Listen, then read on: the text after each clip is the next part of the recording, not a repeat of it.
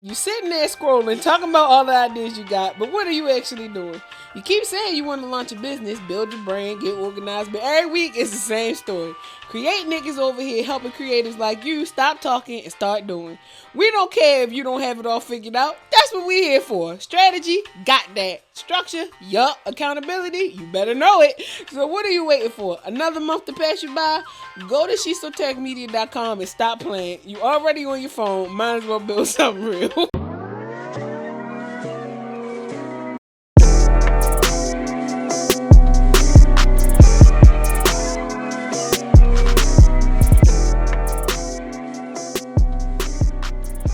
I think this is going to be my look for a little bit. It's giving mature. Mm-hmm. Like, she does something, but we don't know what she does. She might own her own business, but if she worked for somebody else, we know that she be running that shit. No, it gives that you own your own business. That hairstyle screams, I don't have time for this because I have other shit that I have to do. Good. It screams, I'm busy. I like it. Mm-hmm. Hello, everybody, and welcome to another episode of Jaded and Evolving. I am one of your hosts. This is Natty. Fuck it is, dummy. I'm your other host of Big Mama. Bigger Mama. Yeah, we're back in the studio. We were just here. If you guys missed the last episode, what the fuck is y'all doing? We had Angie, our manager. Yes. She was a great Shout time. out to her. Love her to death. Mm-hmm. Angie is going to be behind the mic more often, but she does also own her own business. Yes. And so she won't be here every episode. Yes. I.e. why she's not here today, because, you know, she got to get that money on. And she got really bad allergies. So if Yeah. y'all want to like send us something so we can give her some allergy meds. Yeah, greatly appreciate it. Absolutely. We got Ways to we support got the cup pod. of coffee link. We have all that. We have so many Cash ways. App too? No, that we don't We have. need to make Cash App. But we have multiple ways for you to support the show, whether we it could probably be get through. Zelle now because we got. We need to set up. Yeah, but we need to set up. We need to go to the credit union. Yeah, we got an adult, y'all. Ways to support the podcast, of course, like sharing, subscribing, all those different things on the multiple platforms: Spotify, Apple. And shout out to y'all, 75,000 views. Yes, on 420. YouTube, yes. I think that just shows that Black women can enjoy cannabis and still be respected. Oh, 100%.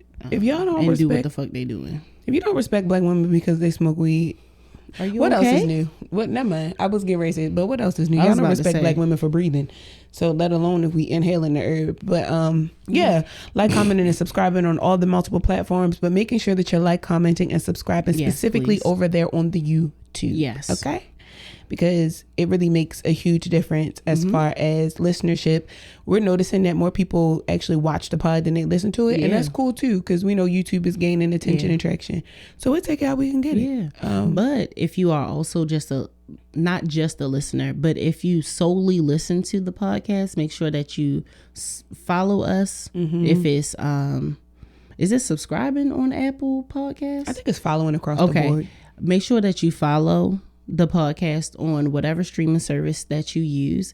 And on Spotify, you can comment on the episodes. Yeah. So if you don't use Spotify to listen to the episodes, use it so you can actually talk to us through there too. Yeah, and talk to us because we talk back. Right. Because So- I know that y'all forget to go on Instagram and TikTok and talk to us. So that's The TikTok though, that TikTok is running up. Y'all should go over there. We got some really good clips. really great clips. And if there's content that you guys want to see, make sure that you guys are Yeah. letting us know. We don't know what y'all want to see unless y'all say something to us. And we Right. just gonna keep doing what the fuck we want to do until y'all tell us Because otherwise. it is our podcast. But Yeah. we would like y'all insight because we We don't are thrive. partially here for y'all. Right. We don't thrive as a pod without y'all support. We're going to create regardless. Yes. But in order for this to be the thing that we really have, talked about Yeah. it being and really working on manifesting, it is so important to have y'all support. Yeah. So again, shout out to y'all. And a small weird shout out to whoever keeps putting our podcast in their little feet playlist on YouTube. Oh, Y'all yeah. kind of weird. Yeah. But if the feet is going to put us in your playlist. I'm just saying. There's a couple of other podcasts that I've seen in that playlist. Yeah. And I'm noticing that it's because literally like somebody's foot is from outside of a Yeah. blanket or something. What the fuck do y'all have going? Y'all got too much free time on your If you're hands. going to pay me for the feet, tell me. I mean, because we're 'Cause so close to being able to be monetized on YouTube. Yes. It's crazy. Subscribe. Yeah. Please make sure that you subscribe on YouTube so and we can start monetizing. Tell your best friend about the pod. Watch it with your best friend. Yes. I don't understand.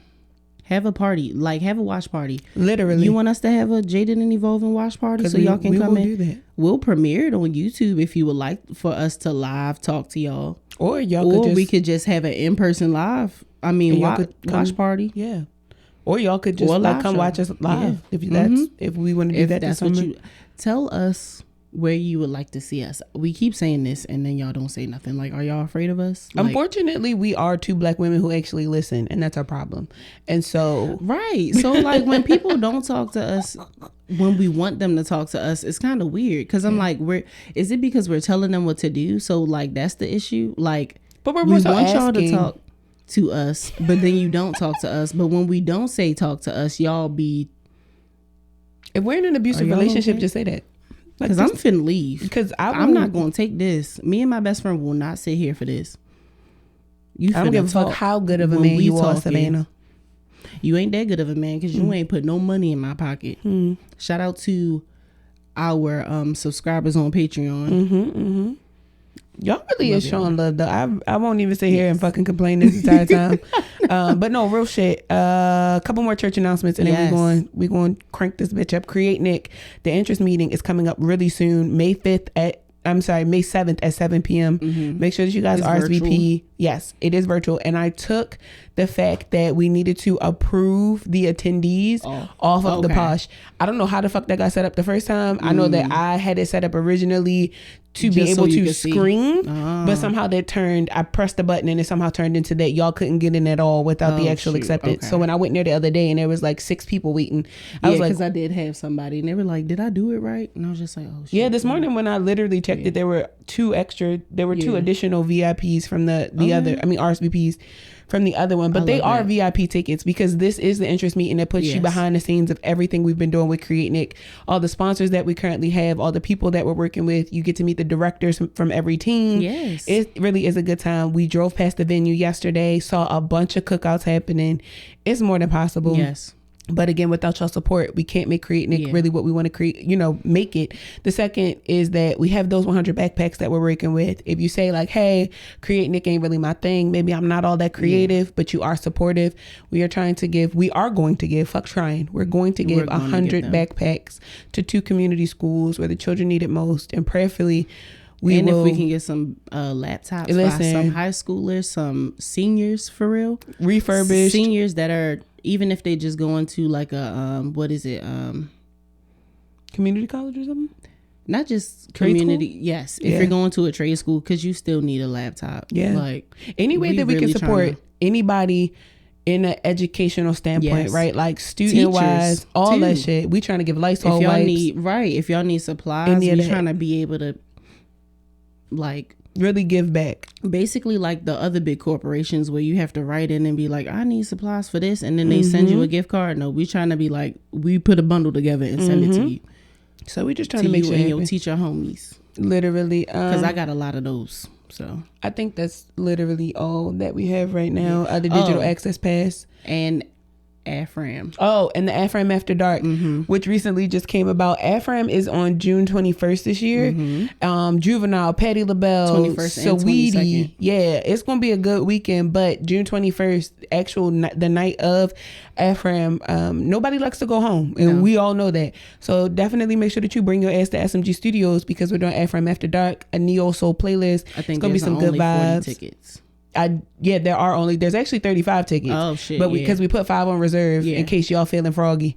$25 to get in the door. It gives you access to 3 drinks that come with your ticket, and then after that, all drinks are like $7-8. $35 for VIP parking, and you literally can park right in front of the venue. 4 spots. Literally. And we can open up 2 more spots, but that's when the 4 get taken up. If you guys want more information, just make sure that you reach out to us or reach out over at Shesoteric Media, and either myself, Natasha, or Angie will get back to you with the details of the tickets. But that link is also in our bio. Get your tickets at either Eventbrite or posh.vip.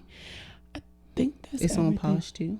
Yeah, I just put it on there. Okay. Across the board, everybody need a ticket. I'm about to start walking around with tickets in my motherfucking pocket. You want to buy a ticket? We should have like physical tickets. Because we're shit. Because when we go, because we're gonna actually be at Ephraim. Yeah, maybe we get a QR code or something. Yeah, put it on the shirt. Yeah, and walk around with the shirt on. I want to get our new design, because we got new designs for t-shirts. I want to get that, like maybe a little, make some stickers or something, put them around, and then wear our one of our new shirts. Yeah. So you know, people love this shit. They be like, "Where you get that shirt from?" We're Dating and Evolving. And then next year we'll just put the booth up. Yes, because we was talking about it, but it's a lot going on. Y'all. It really is a lot. Well, Angie will be there, and she said we could get something like under her thing. That's right. So yeah, we can have a little side. Let's talk to her and solidify that. Yeah. All good things. Well, we've been yapping long enough. Hey boo, how are you? Period. Yes. How are you, friend? Girl. Life been lifing. Life been whooping my ass. This week started off very crazy. Please send some prayers out for my granny. She lost her husband. Technically, I lost my grandfather. We weren't close. Like, we didn't have a really close relationship. But one thing that I know that Mr. L really did was love my grandma. And watching my grandma cry like that yesterday really fucked me up. Just kind of like watching the whole thing go down. My grandma called and she was like, you know, he's not doing good. We had all intentions of Mr. L coming home from the hospital. Yeah. And so when she was like, hey, he's not doing good, I made my way to the hospital. I shit y'all not, like 5 minutes later, they was coming in to pronounce him dead. And so that's how my week started. Like, fuck how my day started. That's how my week started. And then that's how my day started, because it was 10:30 in the morning. And so that was just yesterday. And I don't really know why my energy is so discombobulated. I got other shit going on too, but that ain't that deep to me. Yeah. I think when you have a plethora of shit going on and it's like fuck around and die, it's just like at once. Yeah. Sometimes it's really just not. Yeah. I do enjoy the fact that, and this is why I love having a best friend, because I texted her yesterday and I was like, good morning, friend. And she was like, I see you at the hospital. She said, I know that this man did not die. I said, friend, he fucked around and died. 420? I said, God.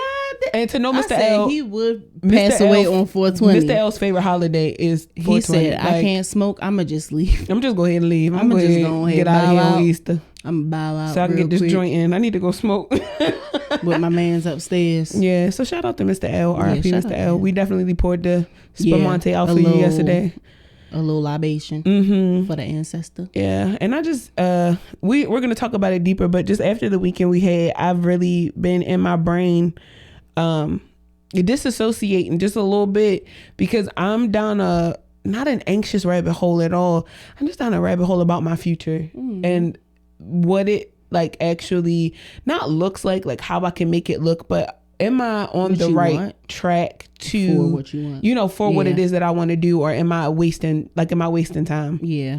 And so I'm thinking about like all these collaborations and shit that we like, yeah, let's do it, or everything that we're working on, you know, having to reach out to so many vendors and so many different people, all these different things, trying to get grants, money, all that. I'm just like, because it's not instantaneous, like the email don't come back, it really will make you question, is this worth it? Literally. And so I think that's what stopped me a lot of times, is like not getting that instant reply back, or in a sense, instant gratification, because you know me, I'm not big on asking other people for help. I'm just gonna get the shit done myself.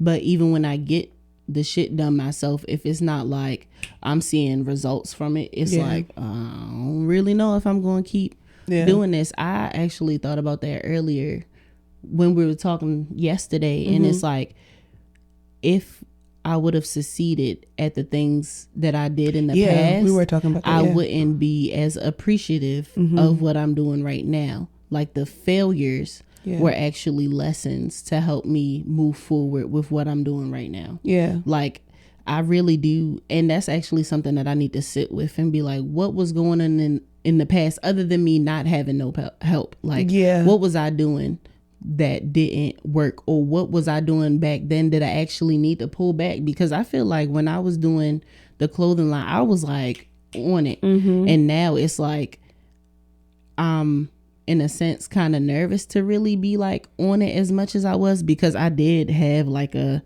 fucking burnout and an anxiety attack in the middle of trying to run the business by myself. But I feel like that won't truly happen. I just have to get out of my head about it, because I'm not doing it alone. Yeah, literally. Like, it's 3 of us now.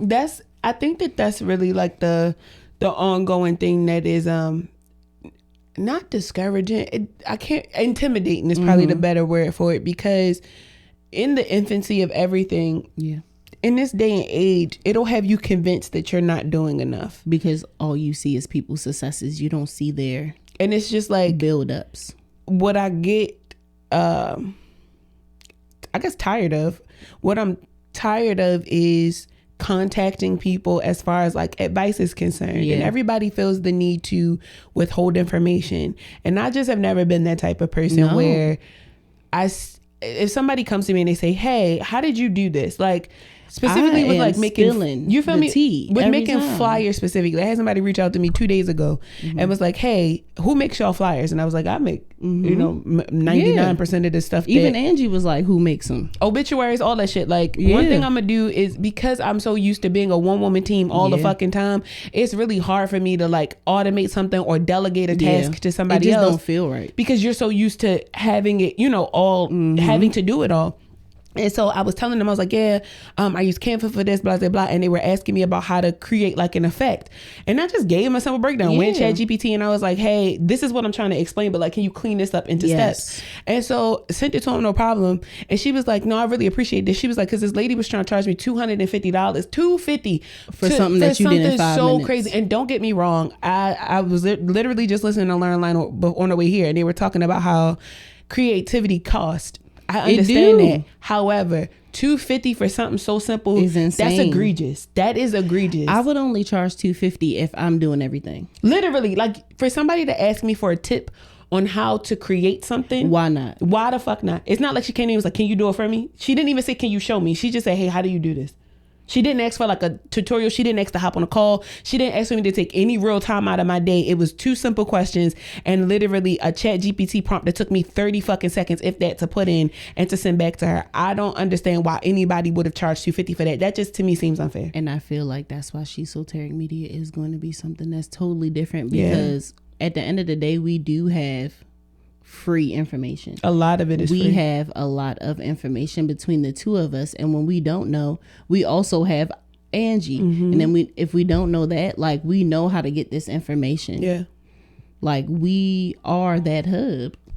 But no, that's gonna be the reason why Shesoteric take off the way that it do, because I'm learning that, we were talking about it when Angie was here, that like, people think that like spirituality, wisdom and shit is free. People also think creativity is supposed to be free. But then there's the side of it where people think creativity is supposed to cost an arm and a fucking leg, or supposed to be like 10 grand. And certain shit does call for like 10 grand contracts. But something as simple as one person asking you one thing, and it's not, again, she ain't asked me to record nothing, she ain't asked me to do, that's just old. She didn't ask you to make a course on it for her. Nothing. That shit, like, and it tripped me out. Step-by-step tutorial. When she said somebody was gonna charge her $250 for that, I got a little upset, because it's like, it puts I've been down a rabbit hole about creativity and like cost and things of that nature, because when we first, a little backstory on Shesoteric Media, we came out the gate really strong. Natasha, through her alumni, signed us up for this competition, and within the competition, we were probably only in business not even 34 fucking days. Like, we were not 100% prepared, but the things that they were asking us to do and whatnot, it was so quick for us to catch on and just, to be able to organize it and put it together. And so out of 88 people, we placed top 10, and we didn't end up getting any grant money or anything like that. So we did a meetup with the director and the people who facilitated and oversee it, and the main thing that they were getting at was that, basically, and they didn't say this directly, but it boiled down to, businesses don't have money. Black creativity is not sustainable, is really what they were saying. There's no way for somebody to be able to create something that isn't 100% beneficial to all people and it actually make money. And it's like, which is weird to me, because we see it on the regular. I feel like when we go to, not even at a, the whole country scale, but just in Baltimore alone, Black Genius Art Show, King Crab ATL, like food wise, Black Swan, TV Biddy, like it's so many brands and ownerships. There's so many boutiques and studios. Yes. And when you see Black people, the first thing you think is, well, she couldn't have got her money legitimately, or he couldn't have got his money legitimately. There's no, sustainability. But nobody sits and talks to the entrepreneur. That's why I was so thankful for having that conversation with Angie. Nobody talks about the sustainability. She been in entrepreneurship for 7 years, had a brick and mortar for 3 years, and made the decision to not renew her lease. Really, this wasn't two brick and mortars, because the other one was like it's still a brick and mortar, a smaller space. It was a wellness one-on-one, but it was a wellness center. And so she held that shit by herself. So to make the decision, it wasn't that her lease was up. It wasn't that she couldn't pay the money. It wasn't any of that. She really just needed a brain break, for real. I hate the negative connotation behind this. And ever since we went to the movies, I swear to God, it's been eating at my fucking spirit. Like, we went to go see Sinners. Yeah, and we're gonna talk about it in a second. It's just like, if y'all knew the type of shit that goes on behind this microphone when y'all are like, when nobody else is around, when it's just Natasha and I, like, this shit is not easy. Making sure we have everything we do, the lighting, all the like shit. Literally the lighting is like interfaces, a big thing, software, right now for me. apps, all this shit, and nobody talks about it, but everybody wants to claim that it's not sustainable. We're watching sustainability happen. Just because you don't know about it doesn't mean that it doesn't happen. Just because you're afraid. I didn't know artisanal soap was a thing. Like, I knew niggas was making artisanal soap, but I asked her the other day, I was like, niggas still buying soap like that? She like, yeah. Niggas is paying $17 for a bar soap. I used to make bar soap. I used to make loofah soap. Like, the little loofah be in the middle of the soap. I used to make that. Lush making buku bread. Before the pandemic. Etsy making buku bread. You see what I'm saying? Like, so, I digress. This has just been a fucking week. And it's just Monday. So pray for me, real shit. Like, if you are a praying person and you have my best interest at heart. I was about to say, if you had good intentions, because if you don't, keep that shit to your mother. You could try, but every time somebody speaks negatively to me, $10,000 drop into my bank account and it comes out of yours. So I don't think that you would want to do that. If you just have my best interest at heart, just pray for the kid, because my motherfucking brain hurt. I got 7 mentees. I got a husband and a child. I got a mama and a daddy, a granny who just lost her husband, a business that I co-founded that I'm trying to project manage, and an event. Is in events. Plural. Trying to travel and do all this other shit. Yeah, pray for the kid. And at the end of the day, just trying to be able to make it and regulate my motherfucking nervous system. But how you been? Fuck what I got going on. Well, my period rarely ever doesn't come on a regular schedule. So my period came on last week. I was gonna go to that gym every fucking day before that came on, and because it comes on so rarely, it puts me down. Yeah. So I couldn't even get my ass up to go. Like, I was waking up at like 11 every day. Yeah. Really just whatever, which is fine. I still spent time with y'all, which was really good. But truly, I think from going to Amber's and recording her make the food to going to see Sinners, I feel like that really sparked. Yeah. Like, it's putting the spark back into the creativity that I have. And I looked at, I'm not gonna lie, I looked at some of the footage that I did for like the band at the last thing, and I was just like, this is not good. But I was like, I can make it good. Like, I can change this if I do some editing on it. So it's just really been making my mind go, like, how can I know that I'm great at what I do. I know that I can be even better than what I do right now. Let me do my due diligence and stop hiding. Yeah. And I have to keep telling myself that. And it's like, on TikTok, I'm like, I can put random shit up all fucking day. Whatever. But on Instagram, I'm just like, this is really my portfolio. Like, I have to really build this shit up, and I have to get on my P's and Q's. I don't know what really is. Like, I don't know. I took my medicine today. I'm on Vyvanse for my ADHD. But it's like, I don't like, sometimes there's like this spark of, let me sit down and actually get this shit done. And then there's other times where it's like, just thinking about it overwhelms me. Yeah. And I realize that I have to stop thinking about it so hard and just put myself into it, because that's one of the reasons why I haven't, not why I haven't been able to, but like why it's so hard for me to get why it's so risky done. Yes. Yeah. Even when it came to starting to go to the gym, I would tell myself I'm going tomorrow and then would never go. But if I put my alarm on and that alarm go off at 4:00, I'm up. So I have to stop thinking so hard about all these things, like, because my mind will really though. Yeah, that's true. But discipline is really what it boils down to, and I think that's really the name of the game right now. For anybody that's trying to do anything and they want it to be successful, there's a lot of risk that's going to be taken in the next couple of years or so, just because this climate is so fucking weird with everything going on. And so you're not going to have the motivation. You're not going to feel like you want to do it. You're going to have days where like nothing fucking makes sense. You're going to have days where people die, all of this shit. At the end of the day, discipline is going to be the thing that gets you where you want to go. Taking risk and being disciplined. And like Natasha said, just not overthinking shit. People who are successful in this day and age don't overthink a motherfucking thing. They just do. And I'm sure they had times where they doubted it, but they didn't let that. All the time, I'm sure. Yeah, but they didn't let that stop them. Yeah. And some people don't even recognize doubt. Like, some people have that art. That's not an art that I possess, but some people don't even recognize doubt. Hypnotize me so I can get girl, what? Or just like punch my frontal lobe out. Like anything that just will get my shit in order. I don't give a fuck at this point. Lobotomize my ass. I don't. Which lobe is fully developed when we become a certain age? Your frontal lobe. The pineal. Oh, I thought it was the pineal gland. Girl, whatever it is, the Nile River in Jordan, just somebody do something.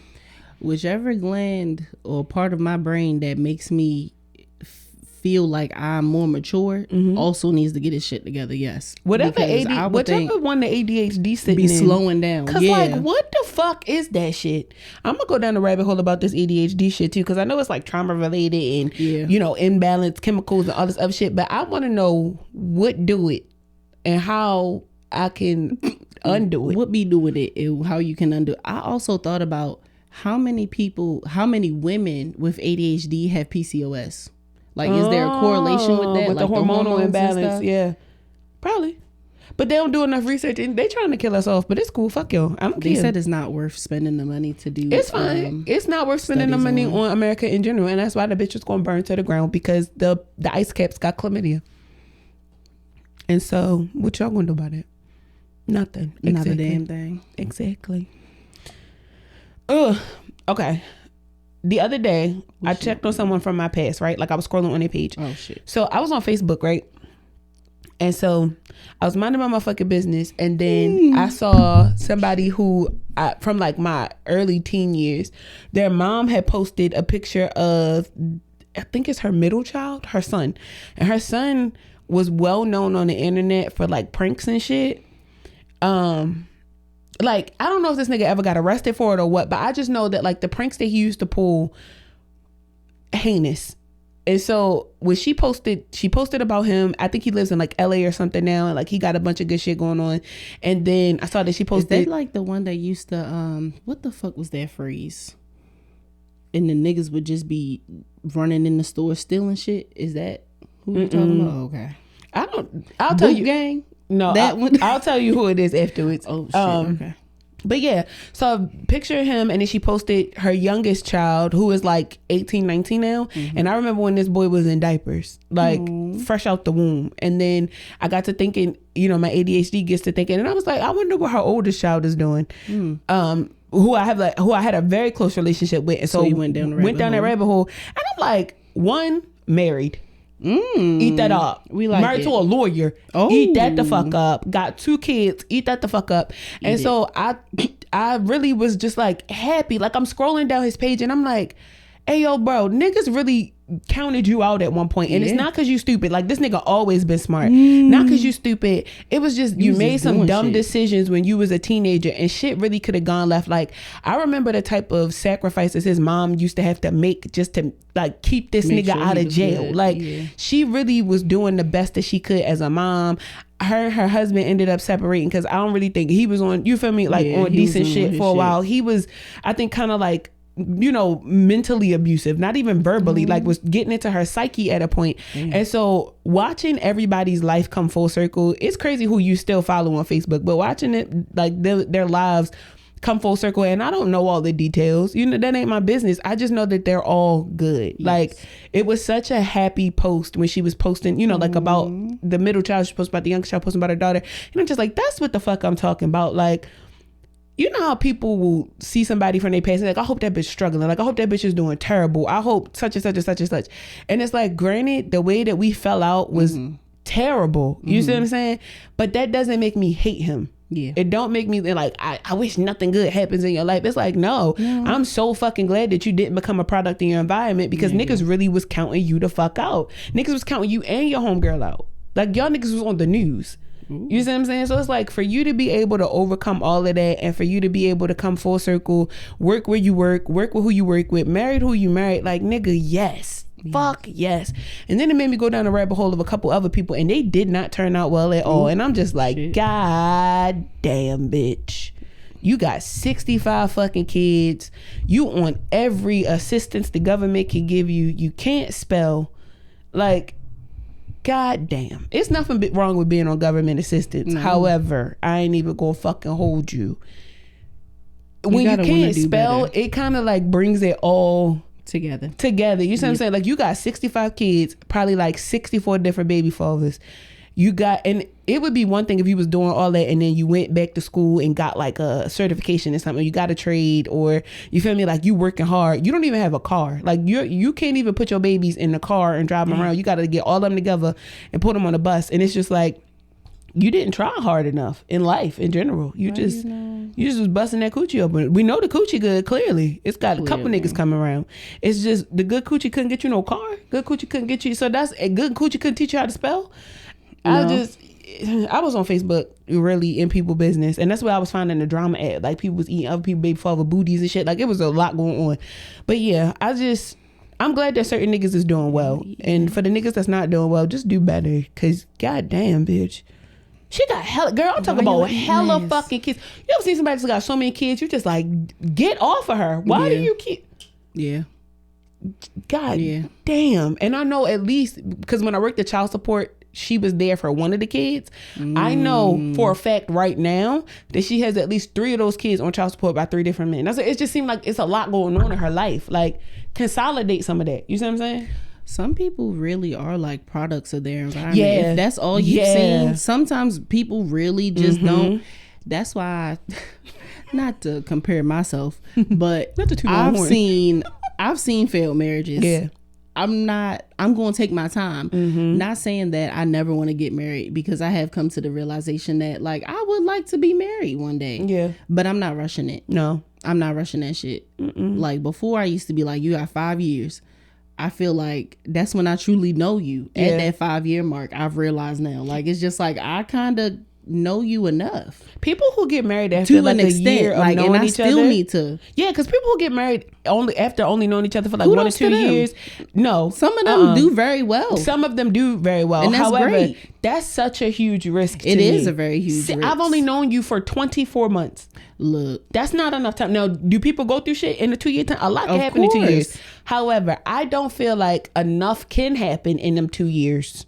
Yeah. Where you really know how a motherfucker gonna handle shit. Like, y'all ain't even had a really big fallout. Some people be moving in 6 months and then... Girl, some people moving in 6 weeks. I know somebody who literally met their fiance. My uncle met his fiance. 60 days later, they were moved in together. 6 weeks later, they were married. How were they doing? They both dysfunctional as fuck. So they're good together. I don't know. Oh. Outside the house, they're great. Okay. For what my family tells me, the household is dysfunctional. Like, they need a reality show. But that marriage, it seemed like it goes strong because of the dysfunction. Like, they not dysfunctional together. They don't argue. They don't really, because it's just all the shit that's going on. His own. Yeah. Oh, for sure. Bless her heart. It's really what I'm getting to. Again. Yeah. Marriage seems chill. I know it's going to take time. It's a work in progress. No rush right now. I do recommend that before you get married, though, go to premarital counseling and not just couples counseling. Yeah, for real. not even just when y'all just date, not just dating, but when y'all for real, call it official. Yeah, like when he's like, "Can you be? Will you be?" Make sure he asks you. Don't just let him assume that he's your girl, that you're his girlfriend. Because we're not doing that no more. You gotta ask me. And I'm starting to see a lot of that where guys are asking because they don't want any mixed signals. Because if we were dating and it's like, you can't just assume that I'm your girlfriend, because dating means that I'm dating multiple people. Yeah, dating doesn't mean means that you can talk. We are both free to talk to other people. You cannot just be claiming me out of nowhere. Yeah, especially I'm gonna do what the fuck I want to do. When monogamy has never been on the table, like we've never had the discussion about relationships or nothing, and now you just assume that I'm your girlfriend. Yeah, are you okay, niggas? On both sides, for real. Because why is you for just the gays and the straights just doing shit and the in-betweeners? Interesting enough. Speaking of that, no, this is perfect. If you be taking down BBWs in public, you like see you feel me in public though. Like why if you just in public, because they be fucking on BBWs in private.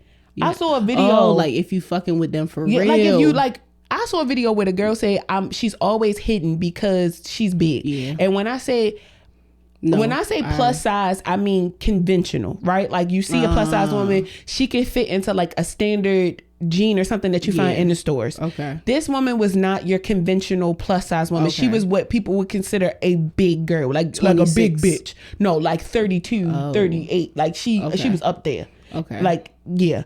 And so she was saying, like, of course I'm hitting. You feel me? Like, I'm the BBW. You feel me? Like, niggas. And the guy hosting the social show was like, no, like, girl, give me a hug. Because you don't even understand how deep that is. That's insane. And she pulled back. And you could tell that when she pulled back from the hug. She was uncomfortable. She was even kind of fucking confused. Like, what you mean? Because you shouldn't be hitting.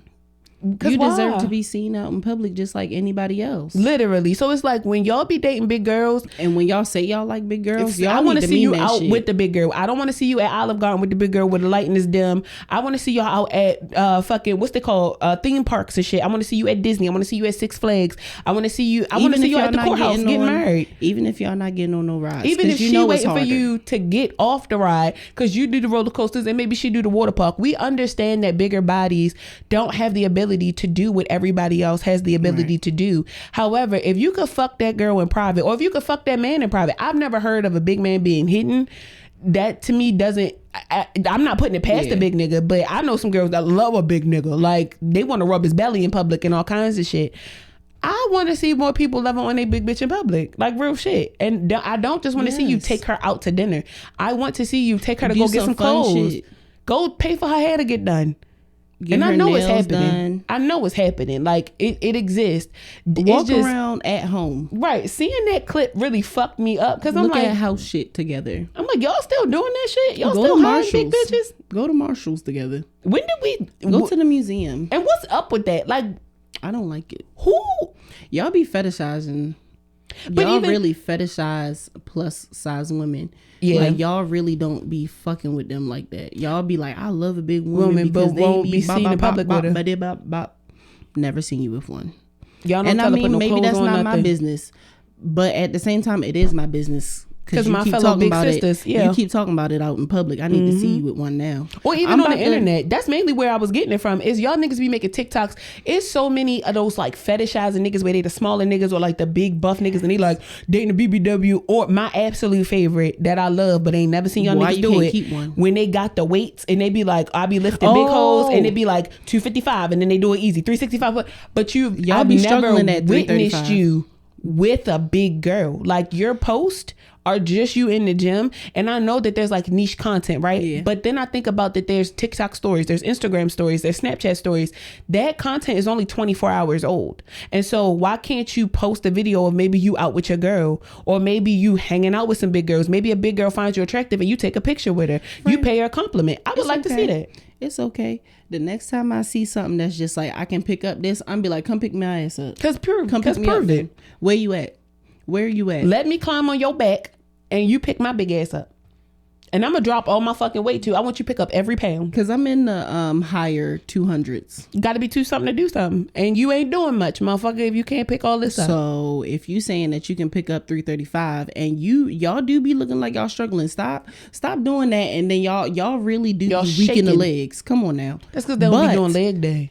Them niggas will skip leg day in a heartbeat, be buff as fuck. But up if top. you like confidently picking up 300 or 330, 315, 335 and confidently, come pick my big ass up. I like being picked up. She don't pick me up off the fucking and ground. She also has a husband. Yeah, and he don't pick me. Don't pick me up in general. Me, I don't like my feet off the ground. I am now going to start harassing some of you. Mm-hmm. So get ready for the comments because stand on big pick business. my big ass up. Stand on big business. Pick my big ass up. I might tag some of y'all in it when I make the clip for it. Because I'll be like, because I saw you and I want to get picked up now. Because why y'all acting like that? Even if I'm not your type, I don't give a fuck. Pick me up. Speaking of being picked the fuck up, why the fuck was Gayle King and Katy Perry picked up in the spaceship? Did Gayle actually say that she was gay in space? Mm-hmm. Yeah. She said that I was still gay in space.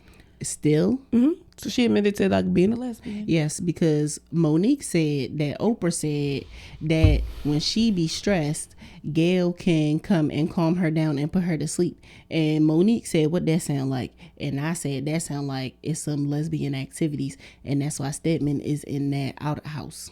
Yeah, it's a lavender marriage and for sure. I think that Stedman got a little like... He fucking the driver or something. If Luther Vandross was still around... Oh, 100%. When I feel like, you know who I would like to see cute. Like, or found out they had an affair? Stedman and like one of the young gays.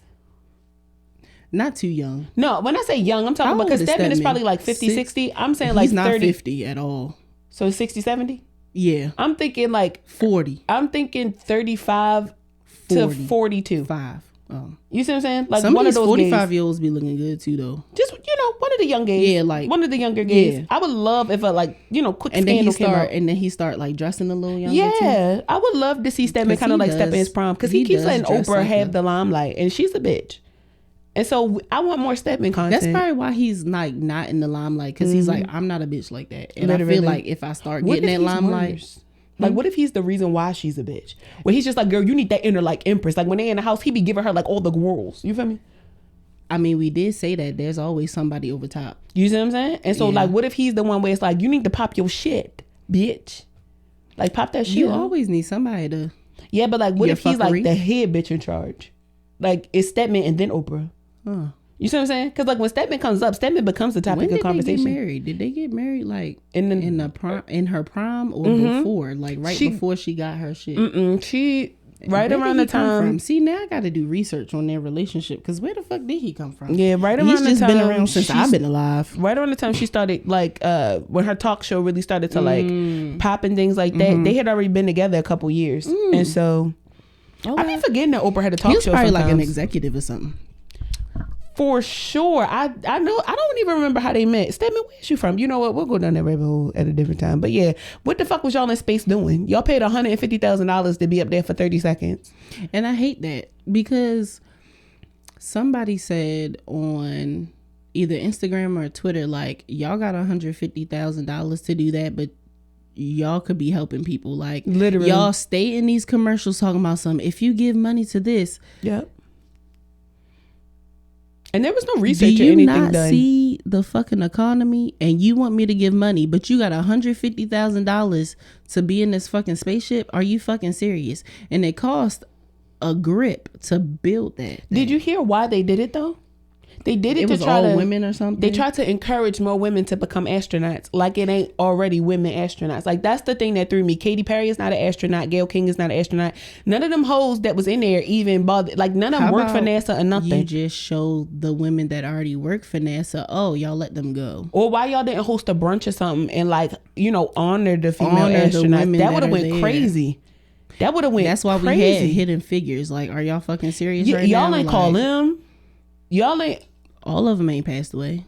Y'all if just any of them got the fuck in the ship, and then didn't even go to space. Y'all went outside the atmosphere, was up there for 3 seconds, and then came the fuck back down. Whole time it was just some astronauts who just got home after they were stuck in space for like 9 fucking months. Yeah, so like.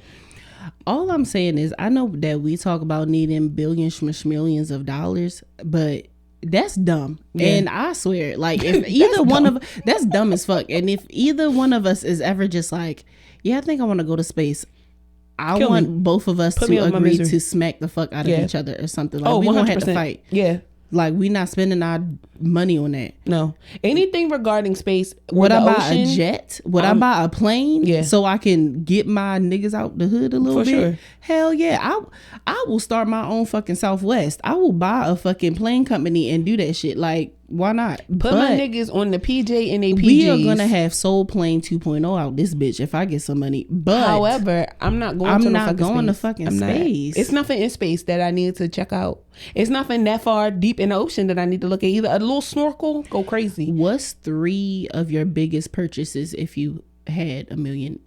If I had $1 million? $1 billion? Yeah, $1 billion. What's your 3 biggest purchases? Like, and it's anything. Just anything? Yes. Y'all already know this is a fucking Red Bull. Fuck it. If I had $1 billion fucking dollars, I would definitely open up some type of like franchise grocery store for niggas, and I would put them in like the food deserts. So like specifically, and I would like hire felons and all kinds of shit. Of course, I'm gonna start a cannabis farm, and I'm not talking about no small one. If I had $1 billion, I would spend. Oh, you got land? Yeah, I would spend a really pretty fucking penny and make sure the soil is good and all that. Not even just. I want my like testing lab on the land and everything. Yeah. Like I would make it a one-stop shop for cultivation, processing, all that shit. And then I would probably buy like a transportation company, so a bus company, plane company, like it all just kind of be under one entity, just so I could do stupid shit. You know, like, oh, I want to leave today, go somewhere. Let me just hop on this plane real quick. Oh, I need to go to so and so. Let me call one of the Sprinter vans. That's fair. You know, shit like that. What would you do? I was thinking like land, of course. I would buy different properties in different countries and stuff like that. I'm fucking with that. And have like the local people like clean it, maintain it, and stuff like that, so that I can give back. Yeah. And then pay them way more than like what the country pays them. Like I'm literally finna give you like a salary, like one that like $55K here, like go crazy in another country. Like, I would do that, especially in Hawaii. Like I'm giving back to them, because why the fuck y'all bothering without ever stepping foot on the land? Like I don't need to go over there. I'ma go. They told me not to, so I'm listening. What the fuck is over? They don't want us there. I'm not going. You right. I think that's disrespectful. If I told black people specifically, we know what it means when somebody say don't come over here and they just bring their ass over here. So I'm gonna do my best to listen. Invited though. I'm not somebody that lives there. I'm still not going. Oh, okay.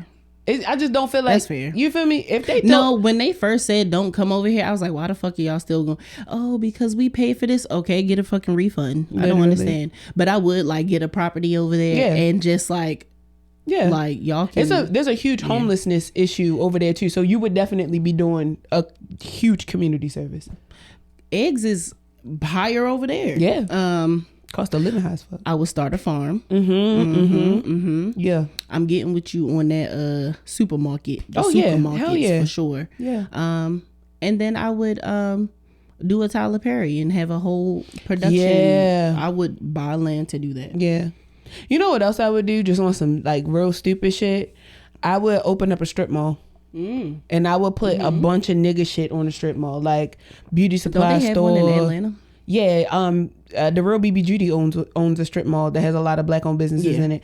I would literally open a strip mall and give all my family like a store. So like my dad would have a gun store, like my aunts and them would cook. Like I would just a gun shop. In general, like training. I know that my problem will be when the money does come, me being too charitable. Yeah. Not ever to put me bankrupt or put me in debt, but if I see a black person struggling, I'm gonna feel like, bro, let me just go ahead and bless you real quick.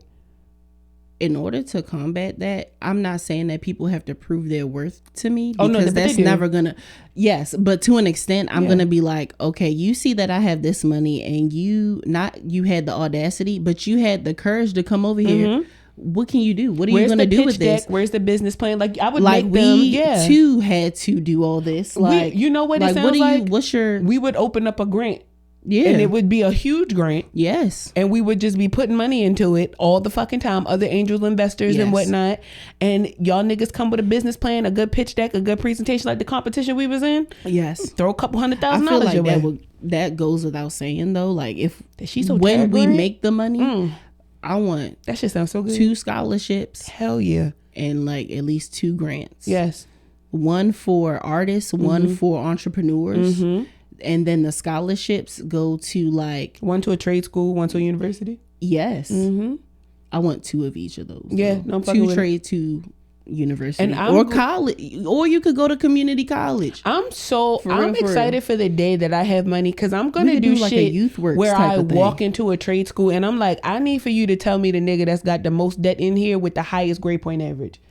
I need his shit right now, and then I'm gonna pay that shit off. Ass off. Yeah, I'm gonna pay that shit off. Like that's the type of I know for shit sure. Like that's gonna be my problem. Walk in a braid shop, I'm paying for everybody braids.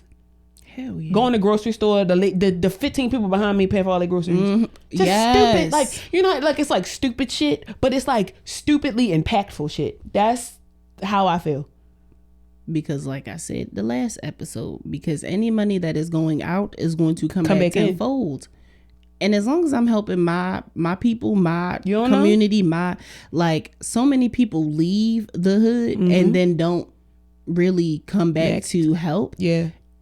And I kind of get it because it's just like, how do I help? Like I've been in this and these niggas don't want to change. That's not my problem. Yeah. You need some groceries. My whole thing is there are niggas that want to change that don't have the resources. That video broke my fucking heart that came out on Instagram where the nigga said like, bro, I have a CDO. Like I have one. And the reason why I sell drugs is because I went to go get the job and they told me like they fired me. They fired him like 2 days in because he didn't look the fucking part. Like, because he didn't have a haircut. He didn't have no bread. This nigga just spent all his money on getting a CDLs. He said he went to the interview went great. But when it came down to the actual like hiring process and he met with like the hiring manager or something he was saying, it was like they wasn't fucking with him.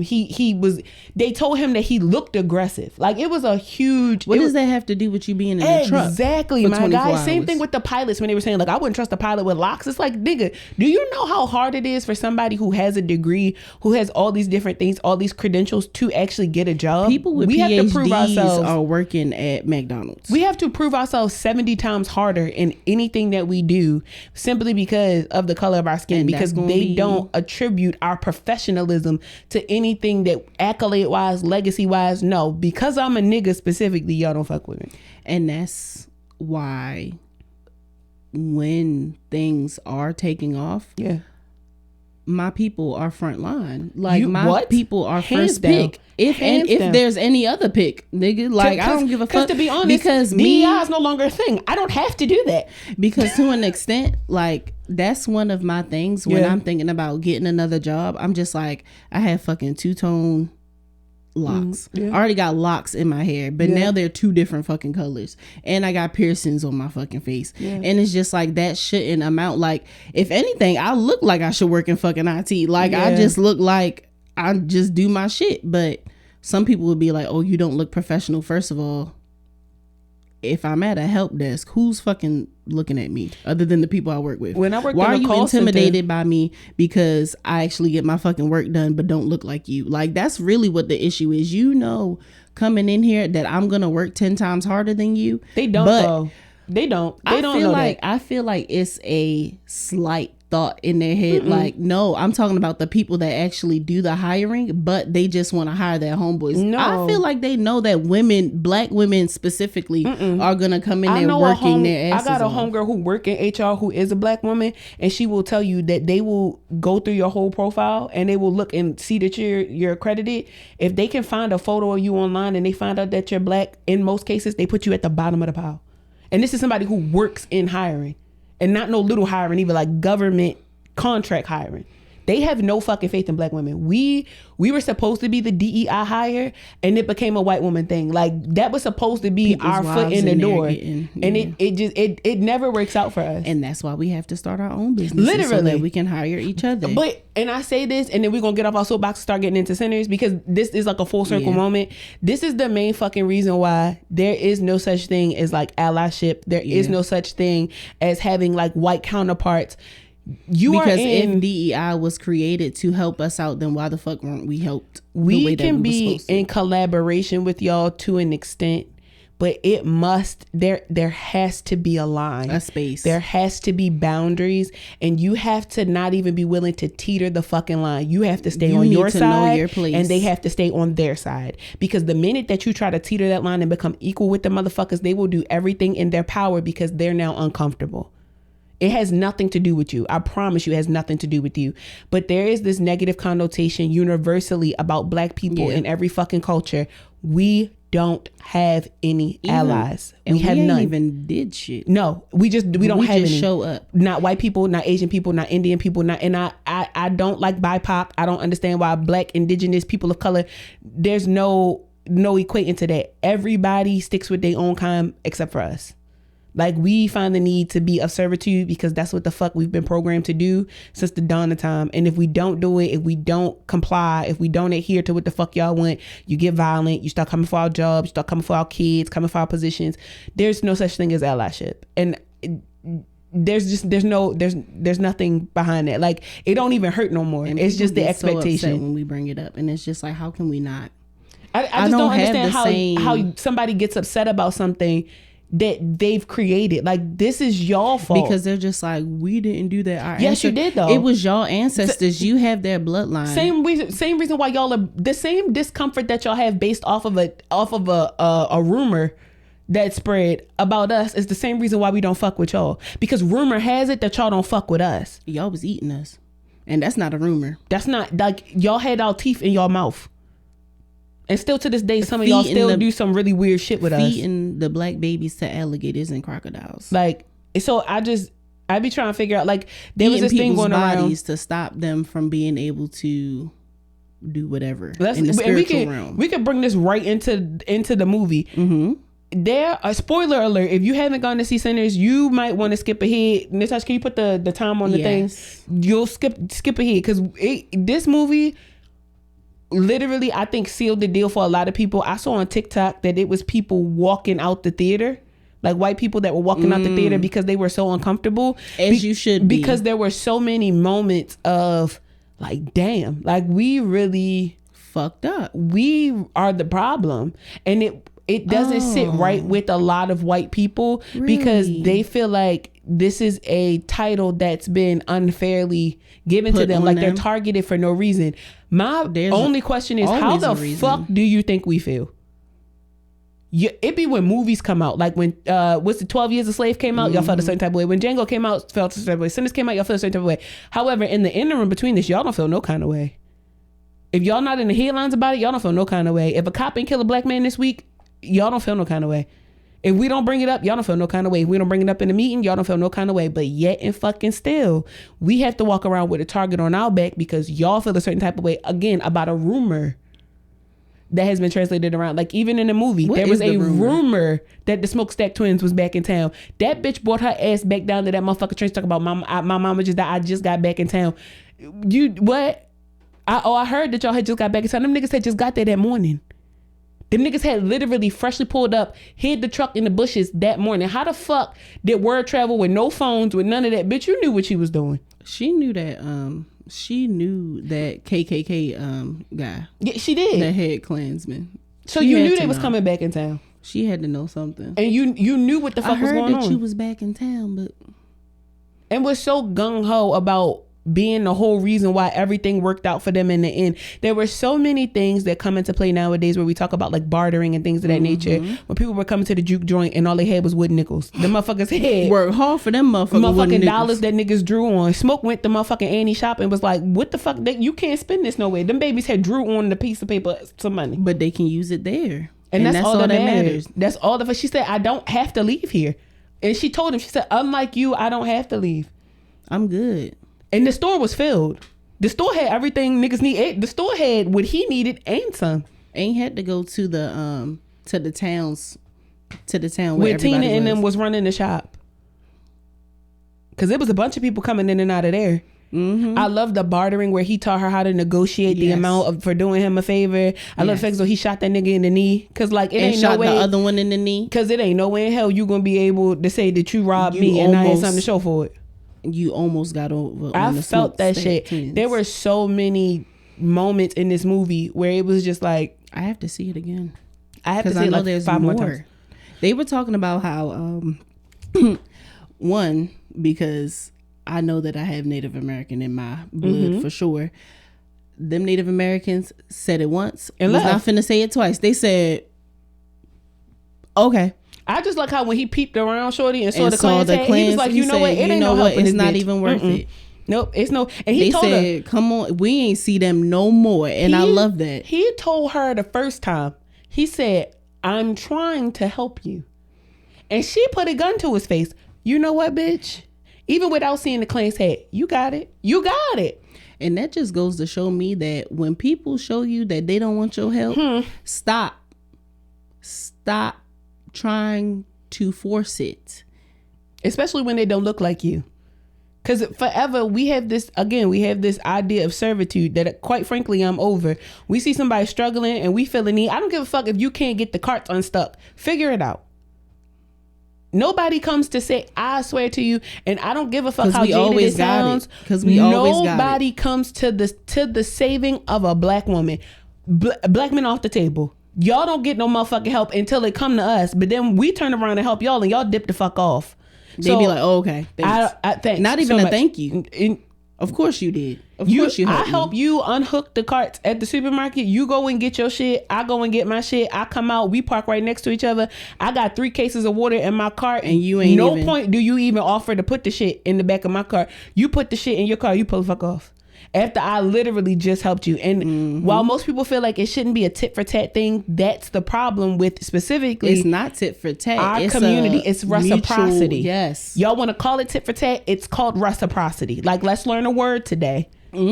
What y'all fail to realize is, like, again, in the movie, that's the word of the week. We're gonna have a word of the week. Literally, reciprocity. There are so many points in this movie where, because of one thing, another, specifically on the black side, there was a reason for something else. When they first went to go pick cornbread up from their motherfucking plantation, he said, fuck you and fuck her. And the wife literally was like, hold on, if this nigga feels so strongly to be like, fuck what we got going on, fuck me and this baby, what he gotta say? Where he gotta go? What he gotta do? What do he have to do? R.I.P. to him. Yeah, R.I.P. to cornbread. But at the end of the day, I saw it like this. She, again, came to the saving of her husband. He was getting ready to sit there and pick that motherfucking car and not make no motherfucking money. And I'm going to say it. If it had not been for them white motherfuckers, they would have had a great night. They would have had a great fucking night. Life. It's so...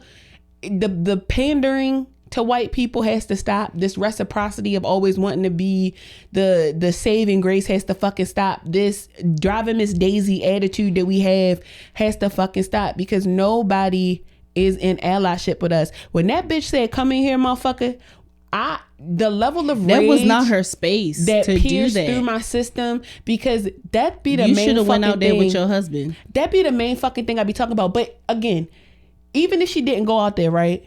What gives you the right to? What was it? 4 or 5 different niggas in the room who said, there's no saving him. There's none. They knew she was going to say it. They was trying to cover her mouth. They was trying to do all that. I would have stabbed her ass. I would have stabbed her in the neck. I would have shot that bitch. I would have shot her. Because Smoke still had some bullets up in that gun. I would have shot the fuck out of her. Because what? And even then, niggas had to pivot so fucking fast. Like, fuck, here we go. We just gonna have to fight them off. Grace ass. And it turned into something that it didn't have to be. They would have made it to the morning if it wasn't for Grace. I'm a firm believer they would have made it to the morning. Because again, they had to be invited in. They would have made it. Everybody else could watch their fucking mouth. Grandpa was drunk as fuck. You feel me? Smoke was still upset about his brother. But they was outside hitting the Irish jig. Without Grace and Mary. That's it. We would have. Mary from fine. The start, and then Grace when. But to be quite honest with you, I didn't fuck with Grace when she was at the motherfucking trying to negotiate the price of the sign. Don't get me wrong, because one thing an Asian person will do is negotiate with your motherfucking ass. But that's if y'all something had so else much that I was respect thinking. For him, y'all should have just did it. That's something else that I was thinking too. You are in this space because apparently that's I mean, not apparently, but that's very historical where Asians were like in the proximity of black people.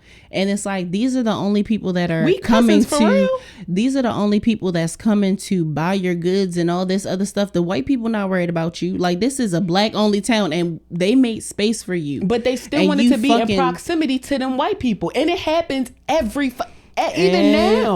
even now, they stop black people. They stop black people from opening up beauty shops. They will but don't know shit about black hair. They will fuck up your shit about black vending hair and all that shit. I've heard the stories of if a black person opens up a beauty supply store on the same and block, the Asians get a hold of that shit, they will literally sabotage, blackball you. And that's crazy. What does my business have to do with you? Oh yeah, because it's black owned, so you know it's gonna succeed. Because of course we want to see more black people doing this shit. Yeah. Like, why we couldn't have a juke joint? Like, the juke joint was popping. I'm gonna be real with you. Sammy came in there. He was playing that motherfucking guitar. Fucking Pearline was getting that shit. She was stomping around getting it with her cheating. Fuck it. That's another thing, Pearline. And that's exactly why your ass went out the way you did. I just want to taste. Because imagine your motherfucking husband being like, no, where the fuck is Pearline at? She said she was going to that juke joint. And ain't never come home. Her husband knew. Because he probably wasn't on shit. I'm gonna be real with you. If she cheated that quick, he wasn't on shit. And and Sammy knew about her. But she did say that she didn't even want to be married. She said that.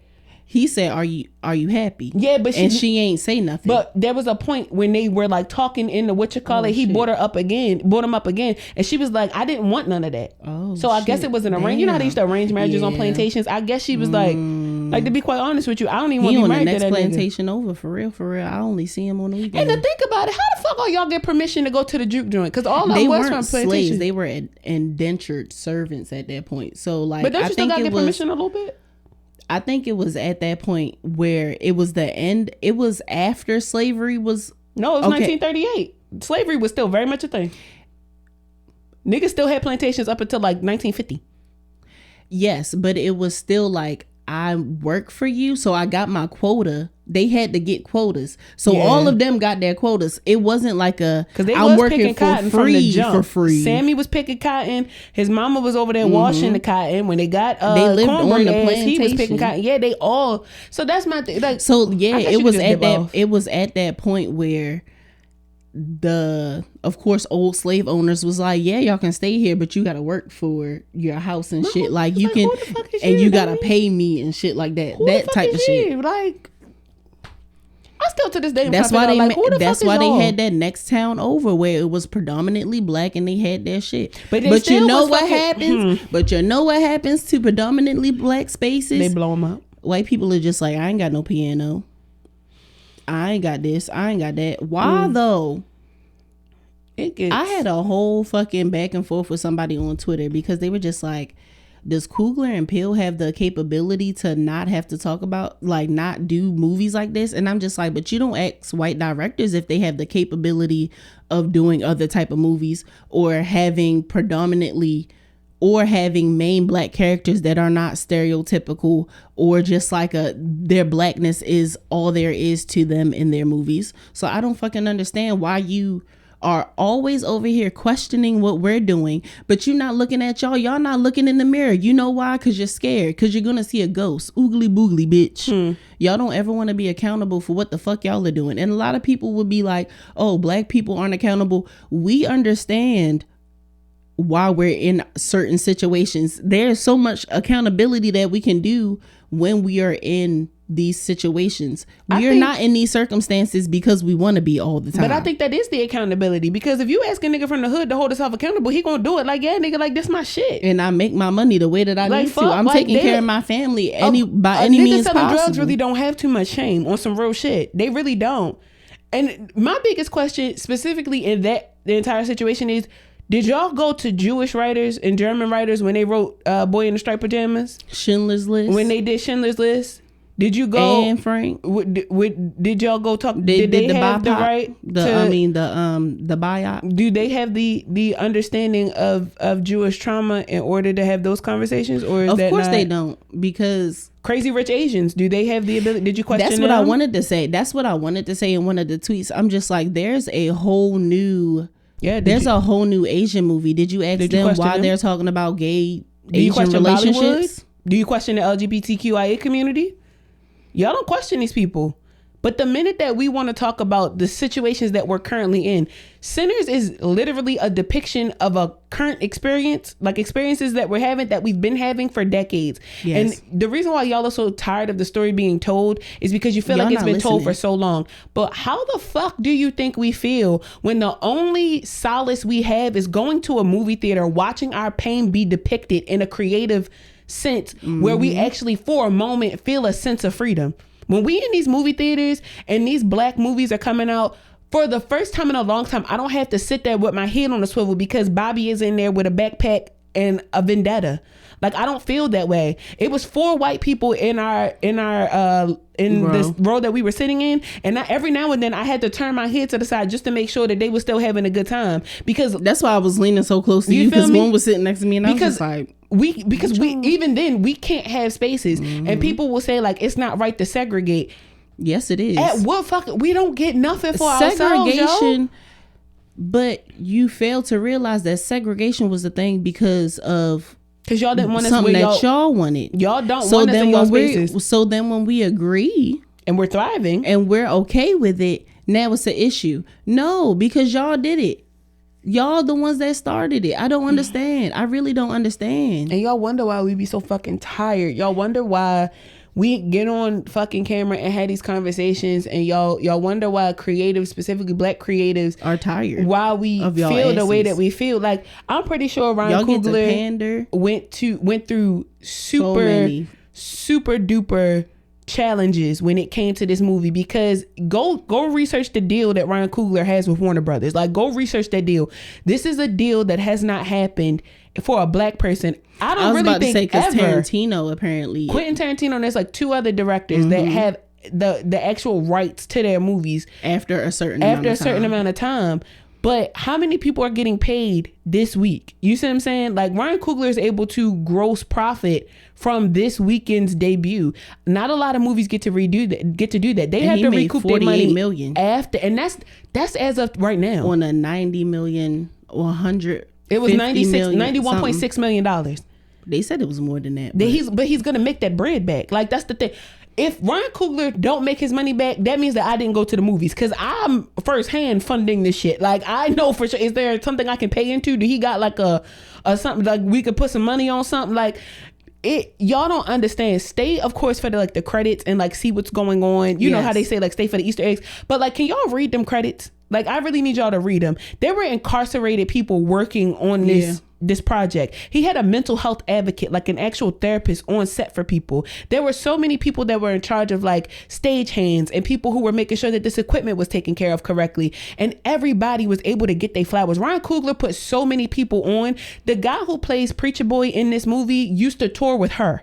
Like, he was on tour, just a singer. He was literally in his bag doing it, and she told him, she was like, bro, I think this would be the perfect role for you. Like, you have the perfect voice, you from down south, you sing the blues so beautifully. Like, go send in your tape. He sent in his fucking tape. Ryan Coogler told it, like, that's him, Michael B. Jordan, and it was one of the person like, that's exactly who the fuck we want. And he got that call back, and you could see his voice is so beautiful. Man, black people are so fucking dope, and y'all make it so hard for us to just be amazing. We just want to be amazing. I feel like safely. It's also because, not only because it feels like we're always being questioned and told, well, why do you do this? And why are you so like black centric? But also because of the white mediocrity. Because white Taylor Swift creators don't gotta really do much, and they're good. They all like Charlie and her sister or whatever the fuck stole that girl dance. Sabrina was Carpenter able to do it at the NBA at the and they Pony Club. That shit makes no fucking sense. She going crazy right now. It's for the gays. It's for the gays. I haven't even listened to the song. Mediocrity. Gay people have very high standards. It's because she's white. Yeah, because I definitely listened to a I don't know if she's a lesbian or not, but she's a black artist that makes like songs for black that too. queer people and do it not sounds so good. get the same, and that's a conversation for another day. Like, They I gotta won't go down hide that it. rabbit hole. They have to hide it. But the way that y'all disrespect black queer artists, whether it be in music or just in art in general, and the way that y'all crucify and vilify them for the fact that they're queer, y'all do not do that shit for white fucking artists, for white queer artists. Y'all Sam don't do Smith it. did not go through all that. He didn't. The most that y'all cared about was that he was getting fucked in the butt. That's all y'all gave a fuck about. But him being white had nothing to do with it. But let Isaiah Rashad pop up sucking dick on Twitter. It took forever for y'all to give Duran Bernard his flowers. And still try. Y'all still try to do so fucking much. It's okay because his How did parents he get a believe tiny in him. desk? What the fuck do you mean? How did he get a tiny It's desk? okay because his parents believe in him, and I feel like that's really the foundation of it all. His parents was just like, okay, he don't even consider himself like gay. Like he's a part of the LGBTQ, but he's like, but I'm not. It's the fact I that don't we have have to labels. be fragmented any fucking way that throws me the fuck off. Why can't I just be black? Black and I'm talented. already black. When you see me, you see that I'm a black woman, and I feel like, okay, let's keep it moving then. Don't worry about all that other We've shit. gotten everything out on the table. Everything that you can see physically, that I just don't get y'all. I don't. And the way that this movie is coming out and the way that people are like, I don't get it. I'm gonna say this and then I'm gonna get off of it, right? Because it's not just the white people, it's y'all Christians too. Y'all really pissed me off this weekend. And I'm gonna say this. Why would you go see the fucking movie if it's called Sinners? This my cuss out for the week. I have a real problem with y'all. I have a problem with Christians right now in general. I have a problem with Christianity being at the forefront the way that it is. I have a problem with the 2819 church. I have a problem with everything that's going on as of lately. 2819. So there's this church called 2819 where the pastor is that bald black guy. I forgot his name. Oh, he's real like modern. Yeah, and it's just things that have been coming out recently. A snippet of one of his sermons came out where he said that you need to teach your children to respect authority when it comes to like police officers and shit like that. No, like why are you worried? Like, you know, children are being killed. Like, it was a whole thing. They're gonna be killed regardless. My issue with y'all is the fact that just like white people, because that's really what religion is, right? It's in attributing to whiteness, because that's how they control y'all. Y'all go into spaces and places just like they do. Yes.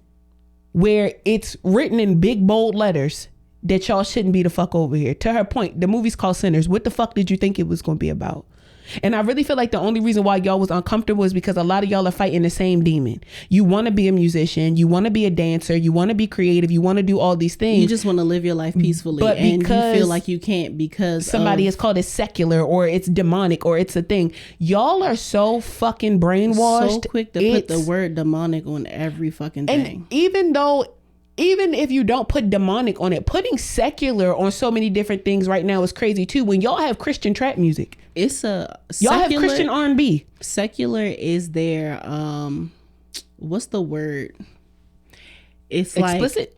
No, it's like when they're trying to say that it's demonic, but it's like their code word. Yeah, it's like a filter. Like it's what y'all throw over top of it. Secular, blah blah blah blah blah. My whole thing is y'all making videos. Everything is secular. I had to walk out the movie theater because I felt so. We don't give a fuck. Let me tell you how. If he make less money, if he make less money because y'all took y'all high and mighty asses in that fucking movie called Sinners, it's not enough for y'all to even do that. I feel like the calling that's on Ryan Coogler's life specifically wouldn't even allow for that to happen. True. But I'm gonna tell y'all what I know.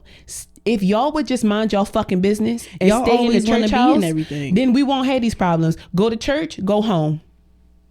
Since everything is a problem, take your ass to church on Sunday, take your ass to Bible study on Wednesday, take your ass on Good Friday, take your ass on Easter Sunday, take your ass on Palm Sunday, take your ass on the first Sunday. You can take your ass as many times as you want, but you know where you don't have to put your ass in our business. Movies. You don't. That's just like with the, oh my God, the Christians and the song Anxiety by I didn't even hear about this. And they were just like, it just gives me a weird feeling because, you know, music has whatever in it, and I'm just like, maybe you just shouldn't listen to regular secular music then. Like, I don't understand why y'all always nitpicking. Like, I just get a really weird vibe. Yes, she's talking about anxiety, so you feel as though it was other people in it too, like, you know, because songs have hidden meanings in it and blah blah blah blah blah. And I'm like, so you're gonna get anxiety from a song called Anxiety? But what about gospel music in general? I've had my share of ups and downs, times where there was no one around. God came and spoke these words to me: praise will confuse the enemy. Why do we have to bring the enemy up in general? Why do we have to do that? Todd Tribbett, come out of homosexuality, come out of lesbianism. Why do we have to bring these things up? If y'all are so perfect, if y'all are so holier than thou, right? Because this is my issue, and this is the contradiction that religion, I'm trying not to get riled up, but y'all piss me off so bad. This is the contradiction that really bothers the fuck out of me. You want to claim to have a human experience, but everything you do in your human experience is not deemed of God when God is the one who created sin. I don't get it. If God created the heaven and earth and all parties, that means that God would have created the devil, right? And I put devil in air quotes because I truly believe that we live in hell. I don't think that anything gets worse than this. Hell is on earth for sure. Y'all will make these statements of, and God does this and God does that. That means that God allows slavery. God allowed for that man to whoop your ass. God allowed for your bank account to go empty. And then we'll sit up here with this programming and say, oh, because God was trying to teach me a lesson and God was trying to do this. Your suffering is the main fucking issue. And it's the brainwashing that suffering has created over your life, where you feel like everything that you do is a punishment for something else. When in all actuality, bitch, that's life. Life is not perfect. Everything does not go one fucking way. That's why duality exists. So for y'all to bring y'all bald head asses in situations that have nothing to do with y'all and then want to throw a book at us, like the book ain't full of motherfuckers who sinned, like the book ain't full of people who was adulterers, like the book ain't full of motherfuckers with anxiety, like the book ain't full of robbers, thieves, all this shit. And y'all got the fucking nerve. If you stayed long enough in the movie, you would notice that Corinthians was brought up, that Psalm 23 was recited. There's so much in this movie that probably would have helped your spiritual journey, that probably would have helped you look at your relationship with God a little different. But you went in there with the negative connotation that because this movie was about sin, that's the problem within itself. The real problem is that you're full of fucking sin and you're willing to excuse it for the sake of a relationship with a God in a house, rather than the relationship within your own motherfucking body. It's not nothing the church can teach me. Sorry.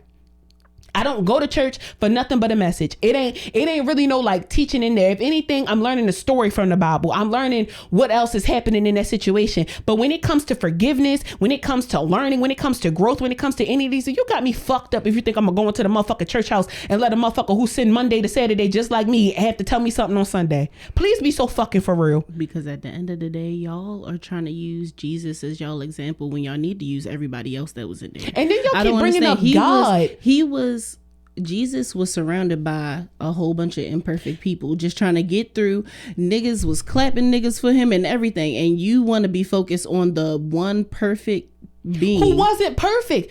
If anything, Jesus was really the fucking problem, because what do you mean a voice in the sky told you that you was going to be crucified on a Sunday and wake up 3 days later? What the fuck are you saying? The same voice that nobody else could hear. Moses had to hear it when the bush happened. Jesus heard it every once in a while. David was just praying, hoping that something would happen.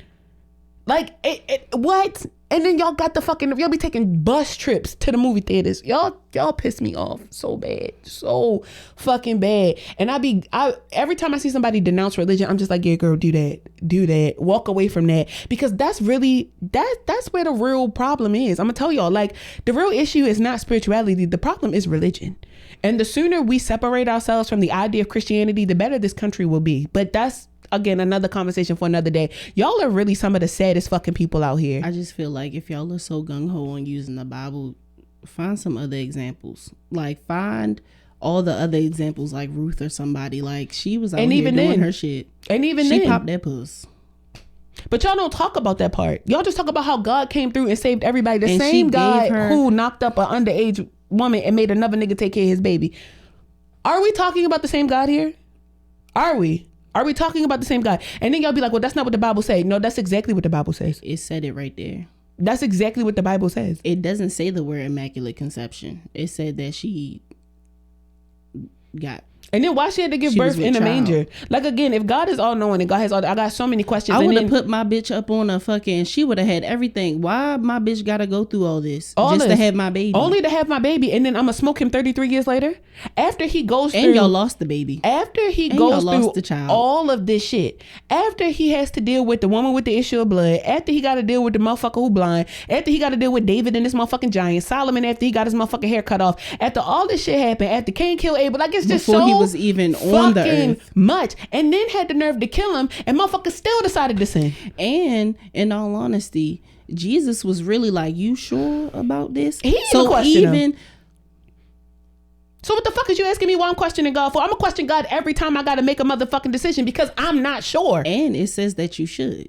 I'm not sure. It's not blasphemous when you ask a question. No, the blasphemy comes when y'all keep putting God's name in this shit about why you keep separating yourself and shit. I just couldn't sit in the movie because God it just awoke in my spirit. I think it's blasphemous. No, the reason why you was uncomfortable is because you feel like preacher boy. That's why you uncomfortable, because the only reason why you go to church is because your grandmama made you go to church. You wish that you could follow your cousins, the smokestack twins. You wish that you had two twins who was willing to literally put their life on the line for a world of freedom.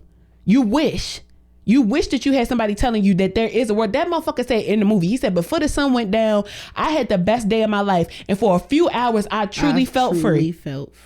When I sat in that movie theater, I promise you, for them 2 hours, for a second, I shit you not, I truly felt free.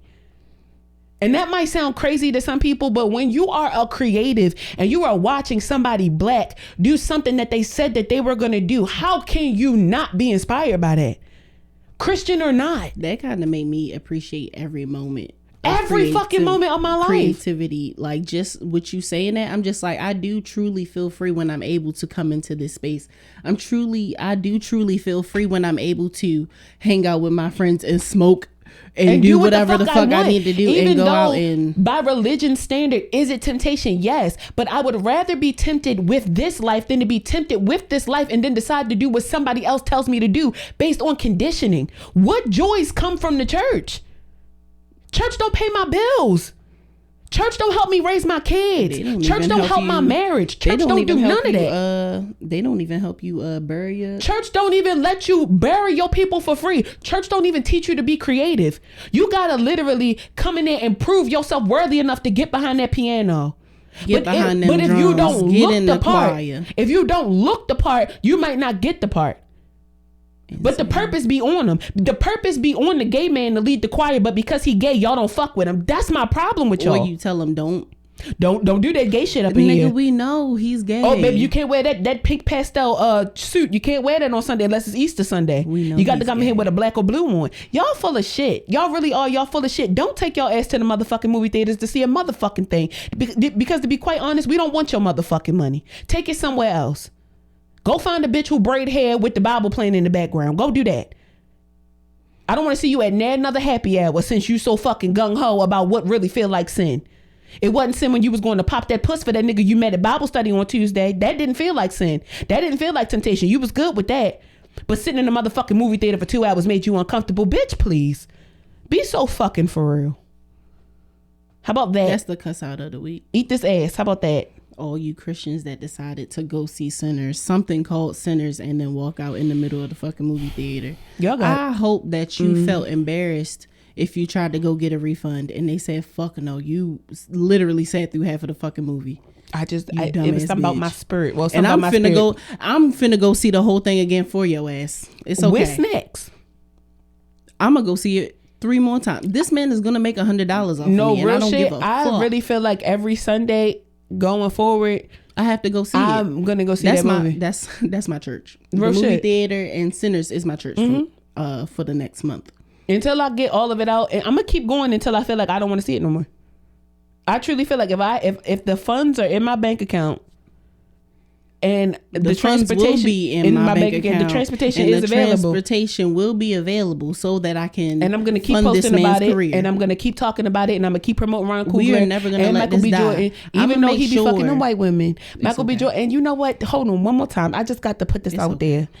I just want to say that Michael B. Jordan as a twin.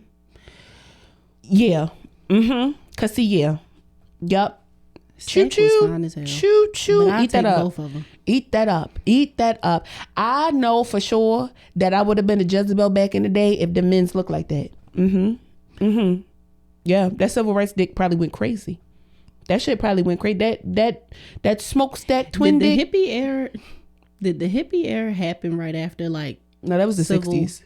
That's what I'm saying. Like the civil era and the then civil rights era and the hippies were one and the same. They were happening at the same time. Oh shit! It's just that more white people were hippies, so their liberation was coming through like showers and shit. Yeah, their liberation came through like peace on earth. Meanwhile, we was like bus boycotting and shit.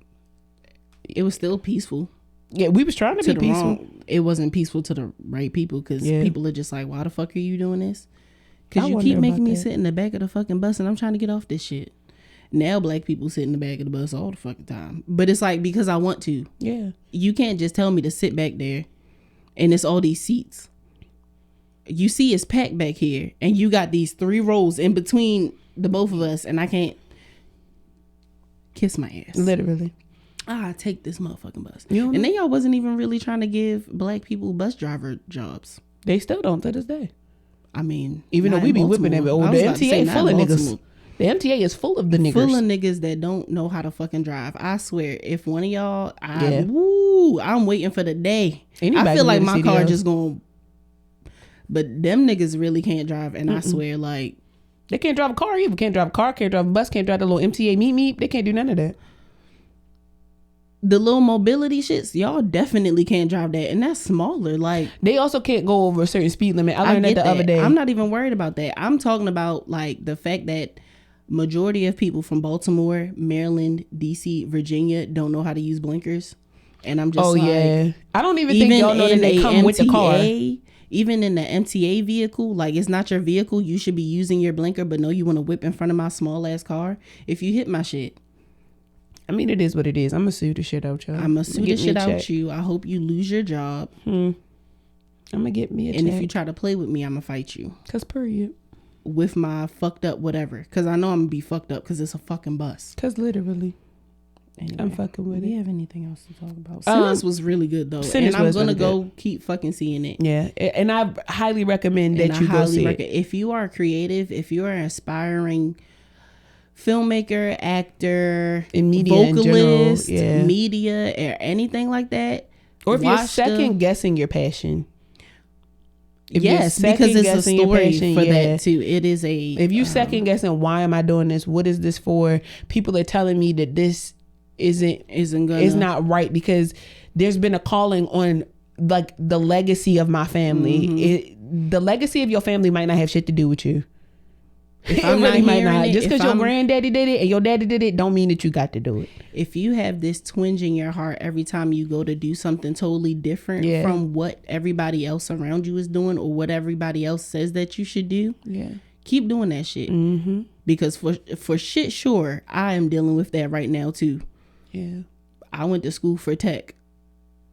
I wanted to go to school for nursing before. Going into tech was totally different. It was a pivot. My mom was just like, yeah, I see that. My dad was just like, so you're not doing nursing no more? No. Okay. I don't know what the fuck my family wanted for me. I don't give a shit. I wanted to be an OBGYN. At one point, I didn't want to be that. I think my family always knew that I was gung-ho to be something else because I never fully like sat with anything long enough. Like I wanted to be a doctor at one point. I went to college for nursing, but like I was like probably 6 weeks into my nursing before I was like, just like absolutely the fuck out here. And then I didn't choose a major after that, and then I dropped out.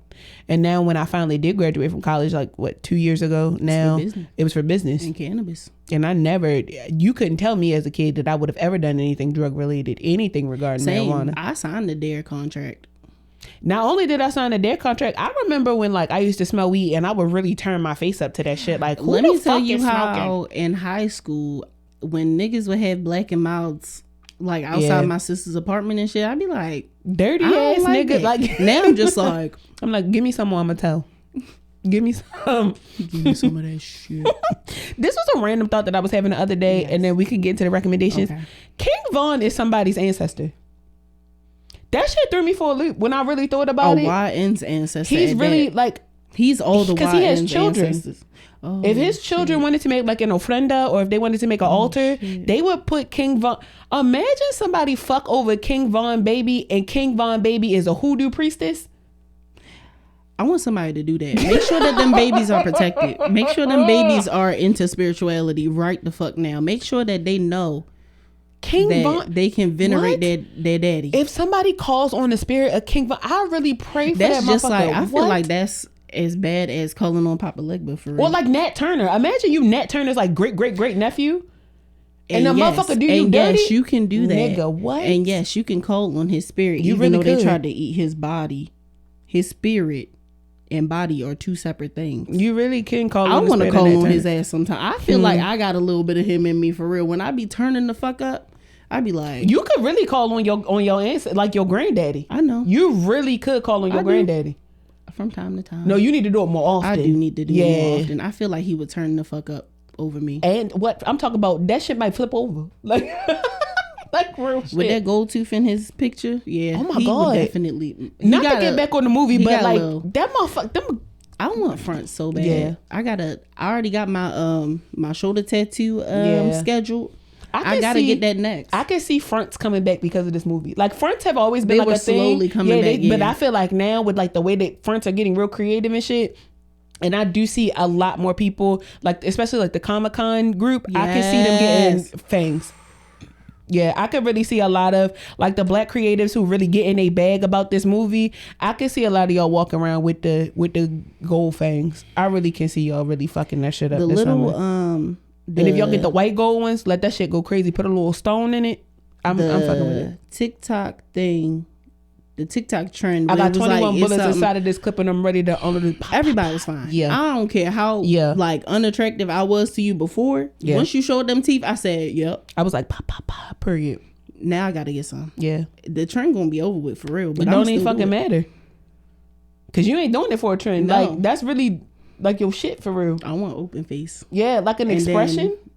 I think that's a creative expression. Fronts are creative expression. Same way like people get their hair done. When I go do my videography and I show up with my fucking fronts and shit, bitch. That's like a part of with your uniform. My hair back and whatever the fuck I'm wearing. That's like your uniform for real. Hell yeah. I need a uniform. I keep saying that I'm going to these events dressed comfortably, dressed like how I want to be dressed, but like it's not enough. I need more accessories. I was telling you the other day about like wanting to be the director of aesthetics in a lot of ways. I personally feel like I think that's what you should do. I want to get to the point where I really help my friends specifically develop like key things. Yes. Because I am the type of person where eye for it before.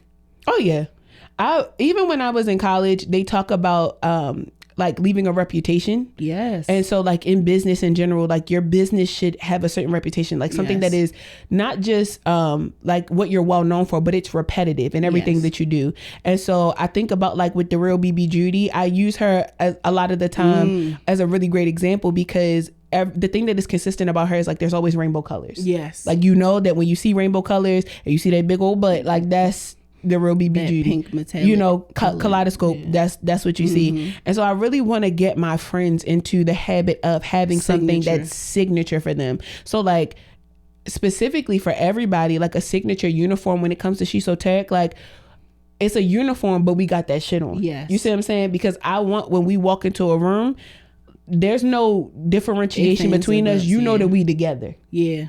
Like that's just the thing. Like, and we don't have to be dressed specifically to the nine together, but whether it's like all black, I feel like it was that all black, black and white, all black with like the way that it fits, right? So it's not all black and like flowy. Maybe it's all black and tight to the body, or it is all black and flowy, but like it's an off the shoulder. You see what I'm saying? Like it's a thing. There will always be a little sex appeal to it, and it should be. I feel like black people, we do everything sexily because we don't have no choice but to. Black people just look so fucking good. So fucking good. So good. We're gonna get into these recommendations because we've been talking your head off. There's this song out called Right Now by Trey Da Vinci featuring Genesis the God. Girl, the song start, and the problem is that I like things that's like when it has like a beat where it's like ba da da ba ba ba da da ba ba, like where it's like a certain beats that I like too. That motherfucker said you could block my number, you could block my IG, you can't unsuck this dick. That shit, the minute it came on, I swear to God, I was in the car like I was on my way to the gym. And then Genesis the God hop in and she said, you could block my number, you could block this IG, you can't uneat this ass. Period. I like it. Period. That reminds me of that's the only reason why this went on the recommendations list is because that's how hard it goes. Who sings that song with it's not Sexy Red, it's Glorilla. When he's like, they did not stop making bad bitches when they made you. Oh yeah. That's how I feel about that song. Yeah. I be in there like, that's a bad bitch for you. Yeah. Yeah. That's on her album. Yeah, that shit go crazy. Donkey kicks in the gym. I'm gonna start giving you guys recommendations for things that are working with my big body. I found out recently that the reason why a lot of big people, I like to call y'all big hoes, right? The reason why a lot of big hoes don't go to the gym is because y'all don't know what to do when y'all get in the gym. And I understand that. And maybe you don't have the money for a trainer. Maybe you don't know what to do. I'm gonna recommend what I did, and then maybe go talk to a nutritionist or something like that. But when I first decided that I was going to go on a fitness journey, I did a lot of research through social media, specifically through people who had been doing workouts for at minimum 2 years. So I would scroll all the way down their feed. Yes. Like I would have time, and I need to see your body transitioning throughout this time to see whether or not this is beneficial for me to follow you. And I specifically follow a couple people like that. Yeah, I specifically tried to follow people who have apron bellies. I specifically tried to follow people who are like shaped like me. The ones that have not taken semaglutide. I mean, even if they did, because a lot of them was also hiding that for a while, and then they, make a post 6 weeks after they lost weight. I do follow a couple people who I didn't even know were on Ozempic and Wegovy and shit until they recently made a post about them giving themselves their weekly shot. I start unfollowing them because I'm just like, that is a major part as to why you're losing weight. Like, I'm not taking that. Yeah, but I like to follow those people. I just don't want to shoot myself up. It's nothing wrong with it. Yeah, it's only wrong when your ass is sitting up on fucking Instagram or TikTok talking about some, damn, I wish I was still overweight so I could keep taking this shit. You weird bitch. Yeah, that's kind of concerning. Because you don't want to do the work. What do you mean? It's not going to stick. You know you have to stop taking that shit after a while, right? Because and you also have to work out. You have to work out. If you can eat your way to a smaller body, but you can't eat your way into being stronger. You have to work your muscles out. I'm a big bitch, but I'm a strong bitch. Yeah. Fuck. I don't give a fuck if you 450 pounds. Are you strong? Like, there are some big people that are like strong as fuck. Like there's muscle underneath the Once fat. this core lock in, I promise you, girl, I might join one of them like competitions or something, like real shit, like just to see if I can do it. Just to see if I can do it. Should. I follow 2 ladies that do that, and they're like stockier builds and everything, and they be getting that shit. I really just want to stop jiggling. Like I want to keep jiggling. I tell people all the time, like I don't want to lose weight. I want to build muscle. I'm so okay with being the size that I am. So you don't need a cut. You need a... No, I want to... I need to cut because I want the pain off my joints. Yes. However, because like my back really hurts because of my ass. Like I just need to have a sustainable body to hold all this mass. Yes. That's all I care about. So the recommendation is 1, follow those people, but 2, donkey kicks. If you're trying to build an ass and you are trying to prevent your hips from like losing a little bit of hip that you probably have, donkey kicks and a hydrant kick. So donkey kicks are when you're you're on your hands and knees and you kick your leg back this way, where a hydrant is when you kick your arm, like your leg out this way on a fire hydrant. And what it does is it shapes this inner part of your thigh, right? So this stop jiggling, right? But it also helps for you to build muscle in your ass area, like your glutes. It will change your fucking life if you do like 40 of them hoes. 40 and of them, it helps and you straight. With the shelf a little bit too. Yeah. If you have dumbbells, do RDLs.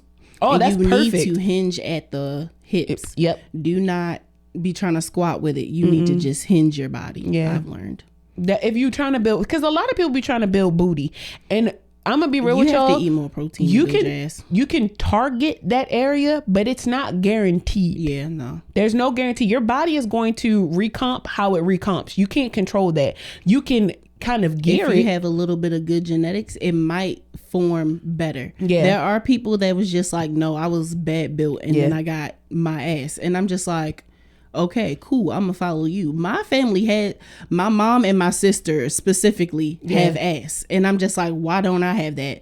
I feel like it mainly attributes from them having kids. They got the childbearing hips and shit like that. Could have been a thing. I got PCOS. Ain't no children coming out of here unless I really want them to. It could also be a hormonal thing. A certain amount of estrogen and progesterone can also make your body, look a certain type of way. The other thing is, it's called a backwards crunch. So instead of you bringing your body to instead of you bringing your core to your knees, bring your knees to your core. So instead of you doing this, you're bringing your knee up. Yeah. That should have changed your motherfucking life. You want this belly it gone? should help with the bottom. Baby, I will do like 50 of them in the gym. When I start to get that cramp and I feel like I'm fucking dying, that's when I have to sit up. But I'm gonna bust out them hoes every time I go to the gym now. Don't be afraid of your core when you're losing weight. I know that do around the worlds with a dumbbell. All that. Focus on your body holistically, like from Full top to body bottom, workout. literally. Cardio, some people say like you don't need cardio. I'm not a they nutritionist. Say do it after. Yeah, nor am I a if you're trainer. doing But weights. I'll say this, I don't know how people are getting away with not doing cardio. Specifically, not even because it's like good for your heart, but your lungs. Yeah. Like being able to you build stamina with yeah, more it really cardio. does help, man. I could walk up more flights of steps without being fucking winded. I could walk up a hill without having to still take a be break tired, in the middle. But like I don't have to take a break. When I we be on tired. hikes, we never really stop anymore. No. We bust that whole hole out, and there'll be no little hikes no more. No. Them holes be 3-4 miles. We be in the woods, okay? We be in that hole. So with this, Bambi and all them. you feel me? We not no little big hoes, okay? Like we really doing this shit. Yes. Like consistently, and consistency is going to be the thing. I feel like that's And the one discipline. thing that people don't tell you about working out. They try to make it seem like, oh, if you do it for a year, if you do it for 2 years, you'll be fine. This is a lifelong journey. I don't feel like I'm ever going to stop working out now. That whole 21 days builds a habit. Yeah. Is out of the window when it comes to fitness. You have to want to keep doing it. And fuck motivation, fuck going on. Like that shit gonna make you feel really bad, because a lot of people are just like, you wanted a good body by the summer, you should have started last year. Exactly. Yeah. And that's the problem. And to be honest, that's not gonna help everybody. It didn't really help me when I was like, you know what? That is exactly right. But that's why I'm working out now, because I said I'd be damned if it's next year. It's around that time and I'm still the same size. Yeah. Or I'm still mainly if I'm still winded when I'm walking up the fucking stairs. Like, I'm about to be pissed the fuck off. I done told myself tomorrow, Monday, do Tuesday, it today, or like, whatever, for like 3 years. Do it today. When people say that Maybe whole it's like, because I'm turning 30. do it tomorrow. Discipline is a little bit better. You right know, now. I'll do it the next day, whatever the case Don't. may be. You not. No, do it right now. But you're not gonna like do it. honest to God, when you have the energy to do something, I do it at work all the time. If I'm like I need to go start to the squatting. gym, I start squatting in if my- I'm like I need to go to the gym, I will wait maybe like an hour, specifically because usually it comes at like 11:30 in the morning. I'll wait an hour and then take my ass to the gym on my lunch break. Like I'm not have playing. taken walks. I have taken walks around the school. I'm not on fucking breaks. playing about this body no more. And it's not even because I'm big or any. The food ain't healthy. The air ain't healthy. Nothing's healthy anymore. Nothing. Like you can't. The milk make the men grow titties. You feel me? They say the chicken is fucking up our hormones. It like nothing is safe anymore. At minimum, I should be able to move my body to circulate whatever the fuck is going on throughout it and be able to filter this stuff out. When you work out, what they don't tell you, I'm gonna tell you 3 benefits and then I'm gonna stop acting like I know what the fuck I'm talking about. Not even just like losing weight per se, but the way that it affects your mental health when you work out is not something that people talk about enough. It literally releases happy hormones in your brain. You will feel like you're on top of the world after you work so out. Fucking good. If you going through That's something, why my week was fucked up, because I'm like, damn. depression, sadness, anxiety, you'll go work out in the gym or go for a walk. Like you don't even have to go to the gym. Going for a walk for like 15 minutes, you will have a clearer head. You will have a clearer head. The second thing that nobody tells you about, food tastes better. When you start working out and going to the gym, your palate changes. So food, like You don't even want the McDonald's and processed shit, shit. that shit don't even taste good no more. It really makes you want to eat like whole foods because your body has been moving. You go put Weed like also a does that for me too, though. Yeah, no, I for can't real. Eat. Yeah. I can't eat certain shit after I smoke. I need like a smoothie bowl. Yeah. Something real. But like, that's I need because you real working your food. body Yeah. out. Your body like, I don't, bitch, if you don't give me a berry or something, like, please don't give me no french fry. Please don't give me a fry right now. Even with me like struggling to eat them eggs, I would have to give myself a little bit of time because it was too early for me to be eating 3 fucking boiled eggs. But after 7 o'clock, my body was like, all right, we need something sustainable. Yeah. And I would eat them eggs and they would be like, okay. The third thing working out does is it teaches you discipline. Your body is the only body you get. And so imagine if the bitch just conk out at the end of the day. Like, you lose everything. Your body start to shut down on you. Your lungs ain't working. Your kidneys ain't functioning correctly.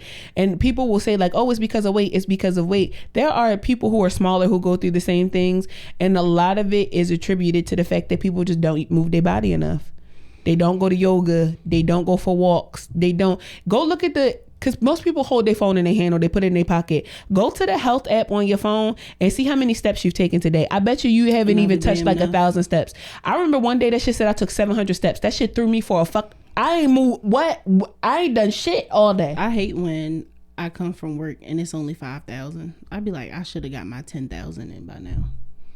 Because it's really like, am I not moving? But a lot of the time I will put my phone down and it can't track things of that nature. That's why I got my watch now, because I'm just like, all right, now there's really no excuse. I'm about to get a speedometer or a pedometer and put it on my ankle. Get a Fitbit. Because fuck my arm. Me swinging my arm is put that bitch on the thing that's moving. You feel me?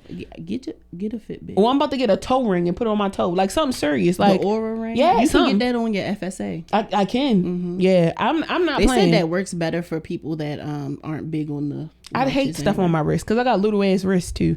That's fair. I just want more people to take care of their body, bro. That's what, like, really go to the gym, do some donkey kicks, work that core out. Like, get that shit together, ho. Please. Don't die. Please don't die because you ain't move your body. We want y'all to live like healthy lives. Yeah. And not just because we understand the importance of a healthy life. Our ways, I guess. I don't fucking know. Just do better by your body. Yeah. This the only body you got. That's it. You only get this one. Imagine you only got one car. You can't go to the dealership, buy another one. You can't put it in the shop. When that shit be going through cars every 3 years. When that shit get totaled. Imagine they total your body. Fuck is you gonna do? They do be totaling their bodies and they be in the fucking ground. So if you are able to see this and watch this and hear this. Get your big ass up. No. No, get your big ass up. It's like, no. That's not how I'm motivated either. No, for real. Get up though. That'd be my While motivation. you watching us, do some squats right now. You sitting in your house on the couch, wanting to work your booty out, wondering why you're breathing hard when you walking up the stairs. Wondering why after you smoke weed you still wheezing. It's because you didn't get your big ass up. As much as we smoked yesterday, I didn't wheeze at all. No, my lungs are finally where they supposed to be. And I be drinking Mullen. Yeah, but you be on that stand stepper. I do be on that stand stepper. I need to get back to it because I got back on that after not doing cardio. Girl, that's all it takes. 2 weeks, and my body was like, "Bitch, what is this?" I used to be able to do 30 minutes on level 3. I was fucked up at 15 minutes on level 2. I was like, you know what? Because I should be doing level 5. You get on the Stairmaster, 15 minutes. You start sweating, man. It start coming out your head. That's your how shoulders, I used to feel on the toes, elliptical. Man. Oh, I don't get on that. I can't feel my inner thigh after getting on an elliptical. Because after a while, you do zone out. Like you get in the zone. If you could get through, like, I think they said like 8 minutes or something like that on any machine, you can start to zone out. Once I zone out on the machine, it get dangerous. It get real dangerous. I be up in the speed and shit. And then I fucking blank out. And when I come back to, I've been on that bitch for 45 minutes and now I can't walk. And that's why I need my pre-workout joint. But that burn feels so good, man. It do. The burn from the workout in general makes me like, I used to call myself a little masochist when it came to like, because I be like, I like when I can't sit down. Yes, or when my shoulders be burning. I'm like, yo, that workout yesterday went crazy. When and then I be going back to the gym and I be like, I almost want to caress the weight, like I missed you.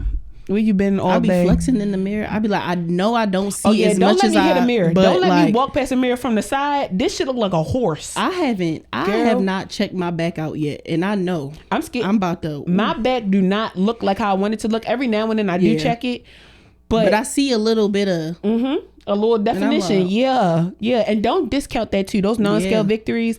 Please make sure that those are the most important. Yeah, fuck that scale. I'm only weighing myself once a month. I did lose 2 pounds, but I knew it was because I wasn't eating, like, I really needed to up my protein or I would have been doing better. But yeah, like I was still down 2 pounds. I didn't think I lost anything.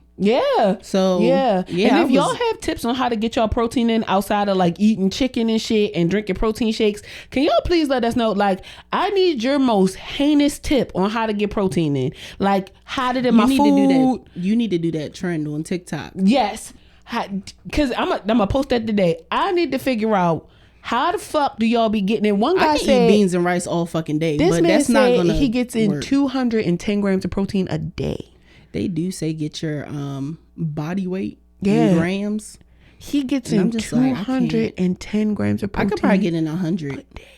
I'd be full off them 3 eggs. It'd be like 70 grams in his breakfast. And I'm like, I can't get past like 32. A couple of times I've gotten 40. That's for breakfast. The highest I probably got is like 32 grams. That's probably when I lost the most weight. Because I did get down like 5 pounds in 1 month. Yeah. I just need the stuff that has a lot of protein in it that I can season. Quick. Like if I can make it taste how I want it to taste, I'm cool with that. Like people say tofu, soybeans, and things of that nature. My body is just super sensitive. So maybe I should put that disclaimer too. I cannot do soy. So edamame, shit like that, although it's really great in protein, my kidneys do not like soy. I don't know what it is. It's since I was a baby. Need to talk to a nutritionist or something, because dietitian, certain shit just don't fly with me. I can't do red meat. That shit tastes disgusting. I tried to bite a piece of red meat the other day, and I literally, you remember on the episode where Squidward tried a Krabby Patty for the first time, how little his teeth was? That's how I bit that shit, and I still felt like I wanted to throw the fuck up. Disgusting. I haven't been eating that much red meat as of late. Like I did have that I had chicken on that actually. That bulgogi. Not bulgogi, because the bulgogi is beef. Yeah. But that the banh mi or whatever it was, Yeah. I had chicken on that instead of beef. Yeah. I don't eat as much red meat as I used to. It's not good for your heart or cholesterol, but it's great for iron. It is really great for protein. So of course my cholesterol is kind of high too. In like moderation. But that's because of seafood. And that too, which is like, what the fuck, bro? I can't do shit. Send the motherfucking recipes, and then if I'm please. eating beans and legumes all the fucking time, now I got gas. And I'm shitting. Ain't nobody trying to. I got my own office now. I will be farting in that bitch, but like, who wants to do all that? I would love to know like what plate of food. If someone could recommend a meal that has about 52 grams of protein in it, breakfast, lunch, and dinner, because I could do 150 grams a day and not feel like I'm fucking dying. Please because that's DM 3 me. Meals of 50, especially if you are like somebody who preps meals. If you've done anything with like bariatric anything, please let me know, because my doctor also brought something up to me and now I am really sitting on it. She was like, a lot of my shit has to do with like insulin issues and things of that nature based on my hormones. So after I talked to this endocrinologist, I have to go back and talk to her, because she said, have you thought about a revision? I said, no, I didn't. Never came across my motherfucking mind. She said, but honey, if your hormones are like, about it every now and then. Yeah, but she's like, if it's seemingly impossible, like and the best way to do it is to kind of like cut things down, go for it. But I just hate the way people look after bariatric surgery. They be looking like they be on that stuff. And so I just don't want to look like I'm on that stuff. They neck get real little when they got that bobblehead, and I'm scared. That's what people that are on the GLPs look like. Yeah, they look sick. I don't want to look like I'm on that stuff. I look like that when I was on phentermine. When my doctor had me on that, my head looked big as fuck. My mom was even like, you need to stop losing weight. And at first I was just like, don't tell me what to do. But as I looked at my body, like I was working out at the same time. So it wasn't like I'm really thinning out or whatever, but I did see myself and I was like, I do look a little sickly, like, and not in a good way, like not in the oh shit you snatched. It was like are you okay? But I was also depressed at the time, so yeah, that can also do it. It's going a lot to the going gym on. And not eating is kind of crazy, but I was doing it sometimes. I do it all the time, and that's my fucking problem. But that's why I'm big. My doctor said fasted workout. My doctor said that's literally my fucking problem. Is my bigness is that I don't eat enough, so my body just be holding on to all the shit. I can't win for fucking losing. Why the fuck would my body do that? I can't win for losing. Leave it. But everybody body the same. Y'all know some shit. Friend, what book is you reading, Miss Gary? The book that I'm reading, The Outsider Advantage. If you have what's her name? Sierra Rogers. Okay. The woman that owns Babes. The clothing line Shop Babes. Yeah, she talks about her journey through business owning. So she got a book. It's called The Outsider Advantage, and I'm really liking it so far. It really, like, she's been through some shit, so I'm just like, of course I can't relate all the way, but I can get like the introvertedness and changing who you are because you don't really understand your own identity and things like that. And like being okay with using people in your community, but like in an ethical way. Yeah. Like she talks about all that. So I'm like, hell yeah. I should read that. I'm really fucking with you. You should. It's a really good read. Her voice is so cute. But if you don't do audiobooks, it is in paper copy too. Absolutely. We're going to put the link in the bio, Yes. the Amazon link, until we can find like a Black-owned bookstore that we can collaborate with where they have like audiobooks and stuff to sell. We're going to continue to work with Amazon because we do have an affiliate link with them. And so the link will be in the bio so that y'all can also help us to raise money in numerous of ways while also supporting a Black author. Yes. Get that shit. My last recommendation is a strain of marijuana. The mimosa strain. I love a good mimosa strain, and mimosa and any plant that is like crossbred with mimosas, any mimosa strain. So like some of my favorites are Sunday Drive, just mimosa in general. And then there's one other one. Oh my God, what is the name of it? It's a runts. I'll find the name and then I'll like post it or something like that. But it's one of the ones where most of the flower grows on like the lower part of the plant, and then the leaves are a little bit bigger, so they are like little baby runts. Like they're very small, but they're very terpene rich. And the strain mimosa goes crazy in general because it's usually packed with like caraphenone and limonene, which are just really good for like a head high, really helps with creativity. There's not a lot of like myrcene or linalool in it, so you don't crash. With a lot of hybrids, you're probably up for about 4 hours and then you feel yourself start to come on a decline. And unless you're going to smoke again to get yourself back up or like get some caffeine in you like ready to get into bed. What I've learned about like Sunday Drive and the other mimosa strains or crossbred strains is just that you don't get that same I'm about to go to sleep feeling. You get that really joyous high of like I could create some shit right now, and then when it comes down from it, you almost kind of feel like, damn, I could smoke again. Like, you know, I could do that again. It's not one of those like crazy highs. Yeah, it feels really good. I fuck with mimosa strains. If you are in the Baltimore area, Urban Reeds? Yes, Urban Reeds is Black owned. Yeah. So Urban Reeds is also having a huge issue with people threatening their store. And so they actually have members of the community that are acting as security for the store, specifically when you know who's in office. You want our Black asses to read. Actually, you don't want Yeah, I was going to say, they actually don't want us to read. But you want us to be out the way, and we try to do something useful with our fucking time, and now you have a problem with it. Yeah. But you don't want my Black ass coming in your fucking bookstore. Like, what the fuck? And it's not a bad bookstore either. Like, y'all act like... It's because I believe that she's also still selling books that they've banned. Yes, they so do, that's a huge banned issue. books sold here. Yeah. As it should be. Don't you... First of all, you can only ban books for children. You can't ban my grown ass from reading and shit. Even then you really can't, because if I could get my hands on it, my baby gonna read it. And my baby love to read. My baby love a good chapter book. My baby own it. And they really be banning certain books, not even the books that like what is it, serial killers read before before they did whatever they did. It's just other books that talk about like, I guess like LGBTQ issues and stuff like that. And it's just like, but if you're a parent that's actually paying attention to your child, girl, they you would understand about body parts. They banning books about genitals, you would understand periods. That okay, my child shouldn't be reading this at this age. Why they can not? read it at this age. My whole thing is, how the fuck are you gonna tell me what my kid I'm talking is about gonna like read? Fiction books and stuff. Even how the fuck is you gonna tell me what to tell my baby to read? I don't understand that. It's my fucking kid. How the fuck? And this is somebody who is a parent. You cannot keep trying. First of all, you can't do shit in my household specifically, but in anybody's household, who the fuck are you to tell me what my baby can and cannot read? I'm saying as far as like age ranges. It don't matter. There are certain things that I'm just like, that baby should not be reading. My whole thing is this: why does your child have access to that? That's my biggest thing, right? But you can't. That's what I'm saying. Like, you can't exit. But what parent is doing that? That's what I'm saying. Parents need to be paying attention to what they're... No, to be quite honest with you, literacy is one of those things where parents specifically probably have the most say because it's sitting around the house. You see what I'm saying? No kid, most children, and only because my family is really big on like being able to read, like downplay that shit. Too. My family's going to take you to Barnes & Noble. Yeah, my parents going to take you to these things. So 100% they know what the fuck you reading.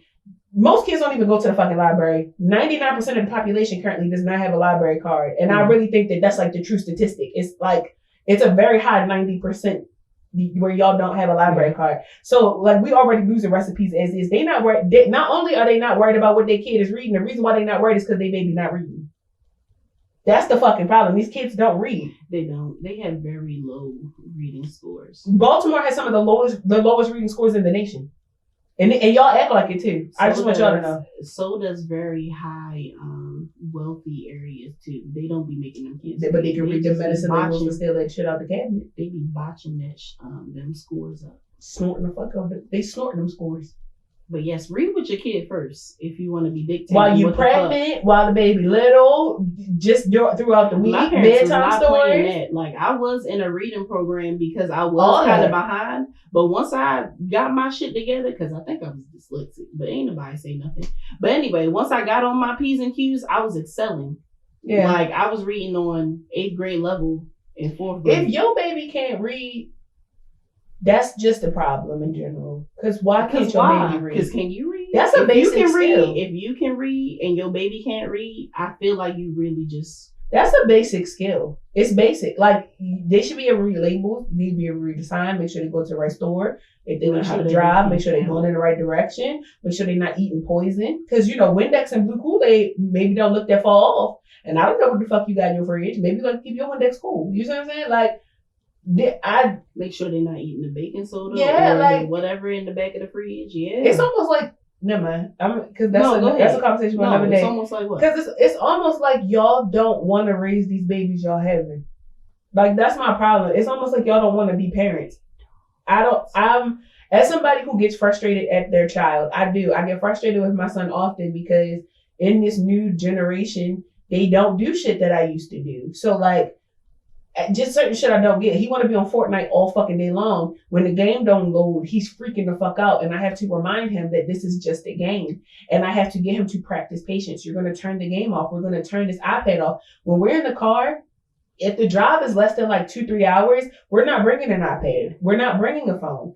And when we go into restaurants or different establishments, no, you cannot have my phone. Mm-hmm. No, you cannot watch this iPad because you need to have a real fucking life experience. Get off that fucking phone. It do be that phone. Look at your. And if you are gonna let them be on that tablet or on that phone, make sure that it's a Kindle or something. Make sure that there's some literacy, something. When my son is playing video games and he's like, Mom, I don't know what to do here. First thing I asked him is, did you read what was on the screen? The game, when the game first comes on, it gives you a little tutorial about what the buttons do. I tell him you can't skip that part unless you're willing to go through the hardship of trying to figure out what everything does. If you want to cut corners, it's going to be a lot harder for you. And granted, my son is only 8. He's on the spectrum. He has ADHD. But this little nigga know, before I go to her, let me try first. Because the first thing she going to ask me is, did I try on my own? Mm-hmm. Because one thing we not raising around here is lazy children nor boys. Y'all really don't want to raise y'all fucking kids. And then y'all wonder why they turn out the way that they do. Or you don't raise them and then they raise themselves and then you wonder why they turned out the way that they did. Again, I'm going to get off my soapbox with that. Oh, for real. To get into this motherfucking topic, like we really just be talking to y'all. I just want y'all to understand this because we love y'all so much. I was thinking about us the other day, friend. Like really, and just like the studio recording, podcasting, the things that we've done, and how all of this has just been off of free will. Like, we could really everything that we do doing nothing else with our time. Like I think about how much time this does consume. Like this is my life at this point. Every week I have certain expectations of myself that are tailored to the multiple projects and things of that nature. This does not pay any real money at this point. Like I'm not sustaining myself off of the things that we're doing. And yet it's still I come in this bitch and do it because I have free will. Mm-hmm. And because this is what I love to do. And I could go work Amazon Flex. I could go get a second job. I could go do all those things. I don't want to do that. I want to do this. And so because I have free will, and because I am fucking grown with a job and a car and gas and a driver's license and the ability to have you and me, I'm going to do what the fuck I want to do. Fuck what I have to do, what I want to do. Because, and I feel like I make that a have. Yeah, I was going to say, I think I said it a couple weeks ago on the show. What I want to do has become what I have to do. Yeah. And that's really the thing about free will. When you decide creatively that you want to, have an avenue for yourself, whether you do it with a partner or whether you do it by yourself, a lot of what you're going to be doing specifically in the beginning is strictly off of free will. Because it ain't going to be because of the money. It ain't going to be because of the instant gratification. Because the shit really don't be flowing like that. Like it really, you said, it's the discipline. You got to. And you have to have discipline within your free will and discernment within this to know that what you're doing is the right thing. The level of discernment that you need in order to have an active free will is not talked about enough. Because what people will do is they'll say like, oh, I want to, for instance, like if we're using videography as an example, let's use Sinners, for this example. I want to write a movie. Mm-hmm. You have free will to write that movie. Yeah. But if you don't have the discernment to say, this is going to take, let's say 30 hours a week for me to sit down and to really get behind this and, type and write and do the research and all the different things. And then past that, right, to have the discipline and to have the confidence and the free will to reach out to people. Hey, I think this role would be really good for you. Or, I want to pitch these things. If you do not have the level of discernment to say that this is my calling, this is my purpose, when I don't have the motivation, when I don't have the support from outside, when I feel like, giving up and doing all these things, are you discerned enough to know, like, no matter how much I have to pivot in this space, clearly God has me radiating in this space for a reason. Like, I'm constantly and consistently being hounded by the same thing. Clearly, I'm supposed to be doing something. It's on your heart. It's on your chest. It's like, it feels right when you do it. Every time I decide that I don't want to have a small business, somehow a small business keeps coming up. Every time I'm like, I don't want to do this podcast anymore, or like this week, I just don't have it in me. We reach some new height, right? Like the accolade comes through. And it's like, it'd be these little goose eggs, right? These little golden eggs that I really feel like life, the universe, God, whomever keeps dropping by and be like, mind you aligned. Like, yes, you're acting off of free will. We tell y'all the story all the time about how this started from literally just being able to do this. Because we had all of the resources in place. We didn't have to go look for a studio. We didn't have to, really go to strong lengths, crazy lengths to find each other. Things worked out the way that they did. We still did not have to say, let's do this. Yeah. We just sat down. That's it. And then we came back a second week. And then it became a third week, a fourth week. And now I think we're on like our 65th week. It really just takes more than that. Yeah. We are over like 123 weeks or some shit like that. Like, it really takes discipline and fucking free will. Because if you do it because somebody else tells you to do it, or you do it because it's not going to feel somebody else encourages you to do it, or they pushing you to do it, it just don't have that same. You can only do stuff like that, but for so long. Like, there were things where people would be like, "You're really good at that. You should do it," and it was just like, "Okay, I'm gonna try it out," but it didn't fit. Yeah. With what I really wanted to do at the time. Yeah, so, especially when you're creative and you have so many like avenues of creativity, it does get difficult sometimes to determine like what, where you should be working and what you should be doing. But when you just keep practicing being creative on purpose, it will come to you. So like, don't lose that shit, man. And that's really just the beauty of doing this shit. For sure. Because to be honest, excuse me. I feel like that means what I'm about to say is about to be a word. Come on. I truly feel like we are not sitting here as adults doing this shit like just because. Like, in a sense, we really bad. When we are children, we talk about being adults so much. Yeah. And for us to sit in our adulthood and not do what the fuck we want to do or do what we're passionate about would be a waste. Yeah. Like, it's truly, that's the beauty of where we are right now. Like, there are a lot of children out here or whatever that like do their shit on social media, whatever. Still, but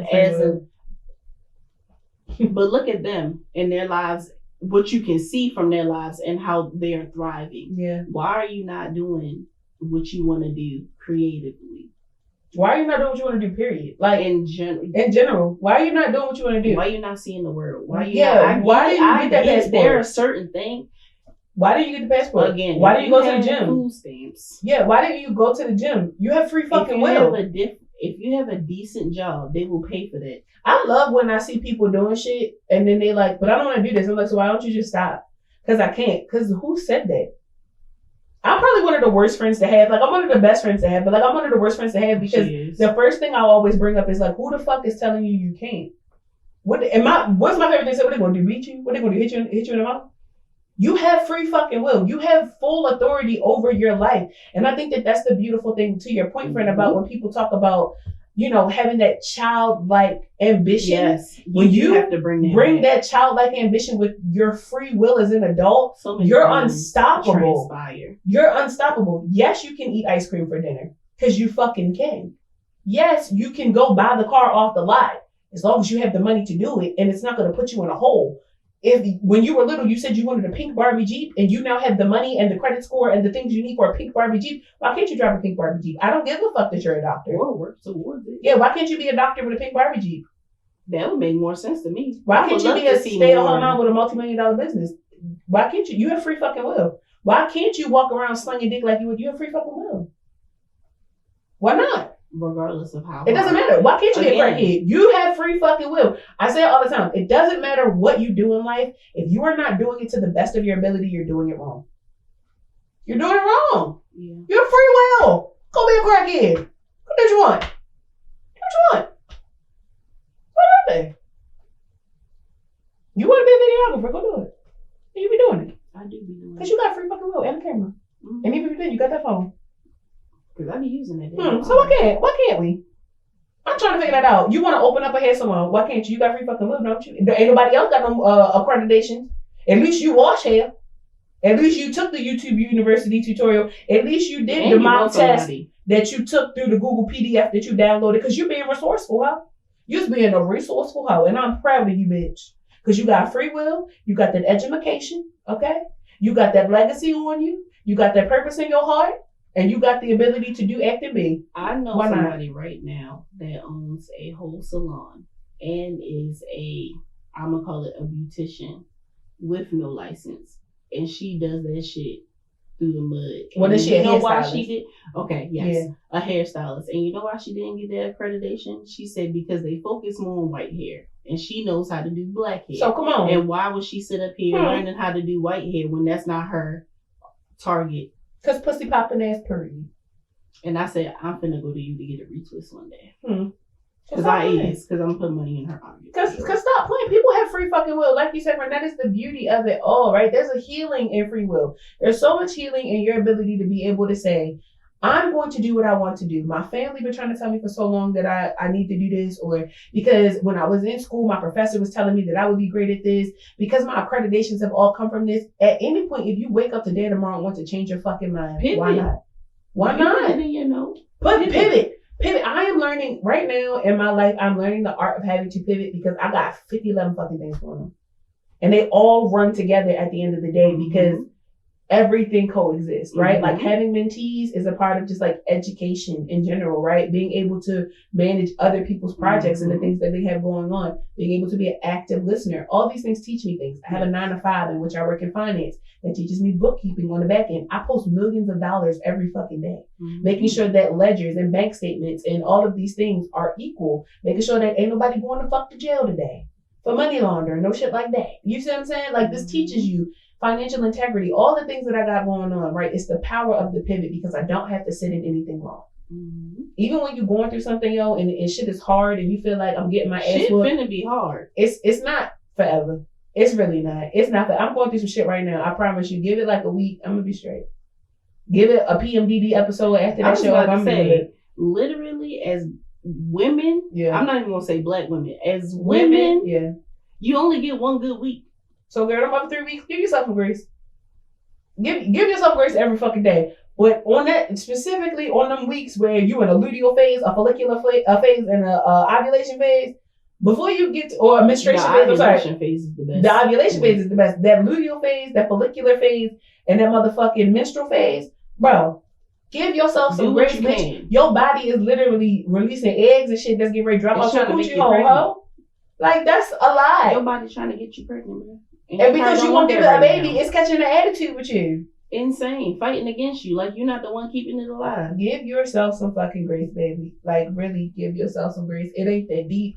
And I have to constantly remind myself about that. Natasha has to remind herself. We have to remind each other. It ain't that fucking deep. The shit that we is experiencing, do it hurt? Yes. Are we gonna cry about it? Yes. Bitch and complain? Of course.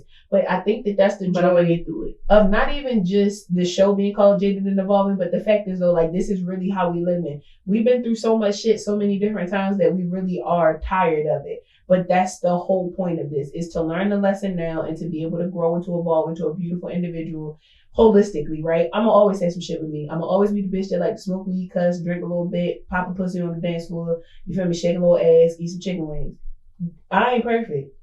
But guess what? I'm a bad bitch. Because on the other side of that, I am a holistic hoe. I'm a happy hoe. I'm a great ass mom. I'm a great ass daughter, a great ass person, just who I am in general.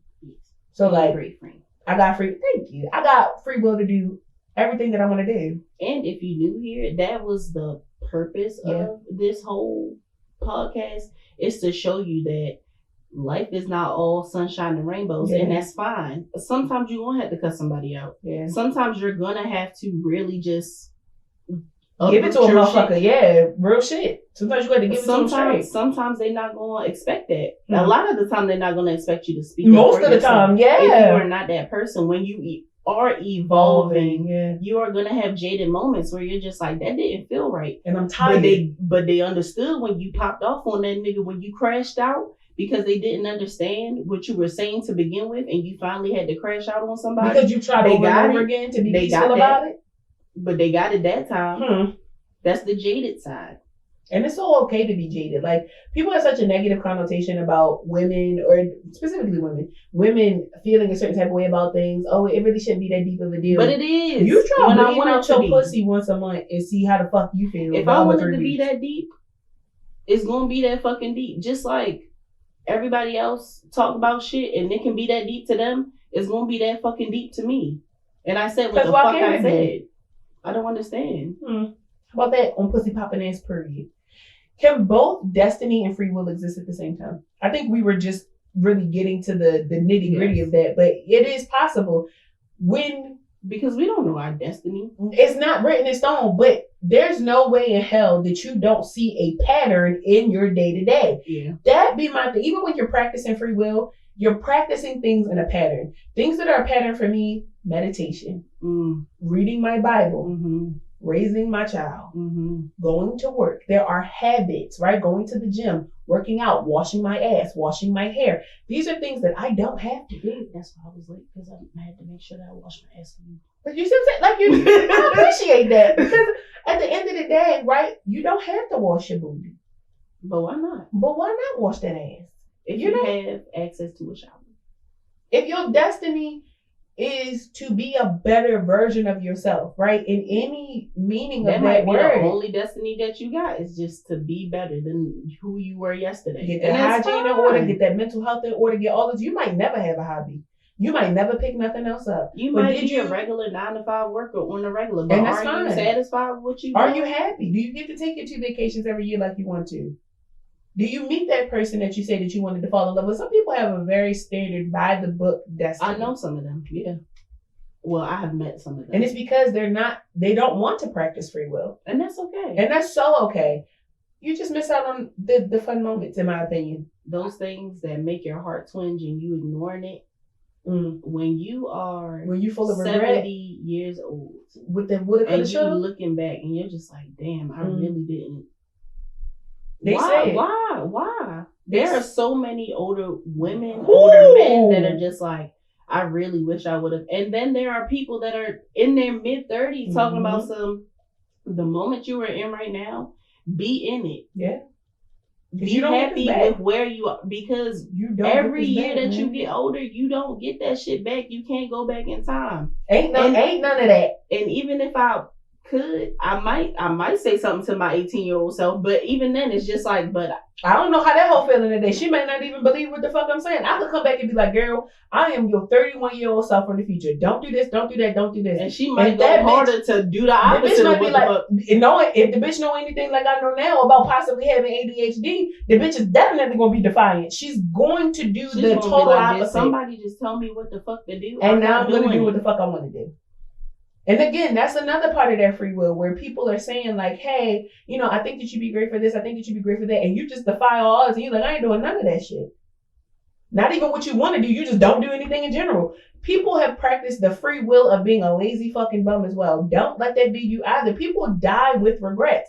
People will literally be on a deathbed like, there's so many things that I wish I would have done, wish I would have said, wish I would have dated that person, wish that I would have went for it. That won't be me. I'm sorry, it won't. She tells me that on a regular. When I'm on my deathbed, what do I want the obituary? What do you want that obituary to say, Do I want man? that shit to talk about some little friend and how I was like just so calm and cool and collective?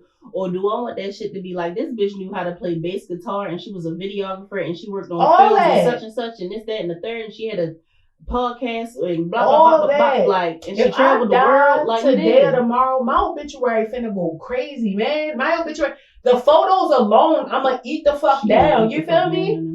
But the shit that they could put in there, like the places I've gone, the people that I've seen, the lives that I've impacted, off of free fucking will. Yeah. Off of free will.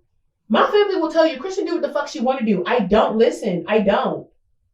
I listen to them because I love them and because they my elders and shit. And like, that's like low key my calling. Yeah. And when it pertains to them. To be an elder protector. But even then, I still tell them the art of practicing free will. Granny, go get them lashes. Go get them nails done. Have those finger waves in your head at 72 years old. Be a bad bitch.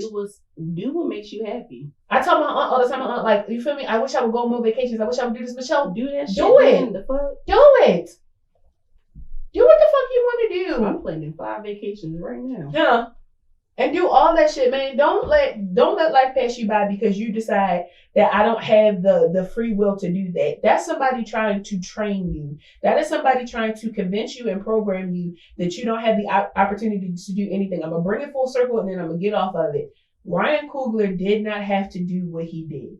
He did not have to make a movie about Black liberation based in the 1930s when slavery was still a thing, when segregation was still a thing, when racism was at an all-time fucking high. He did not have to shine light on false allyships. He did not have to, show us about hoodoo practicing. Didn't have to talk to us about vampires. Didn't have to put the importance of music. Any of that. He did not have to be he didn't have to go to film school. He didn't have to do any of this. But he practices free fucking will. Michael B. Jordan practices free fucking will. Like, and I'm specifically highlighting these Black people because I really need y'all to understand that every other culture has the ability to do this, y'all.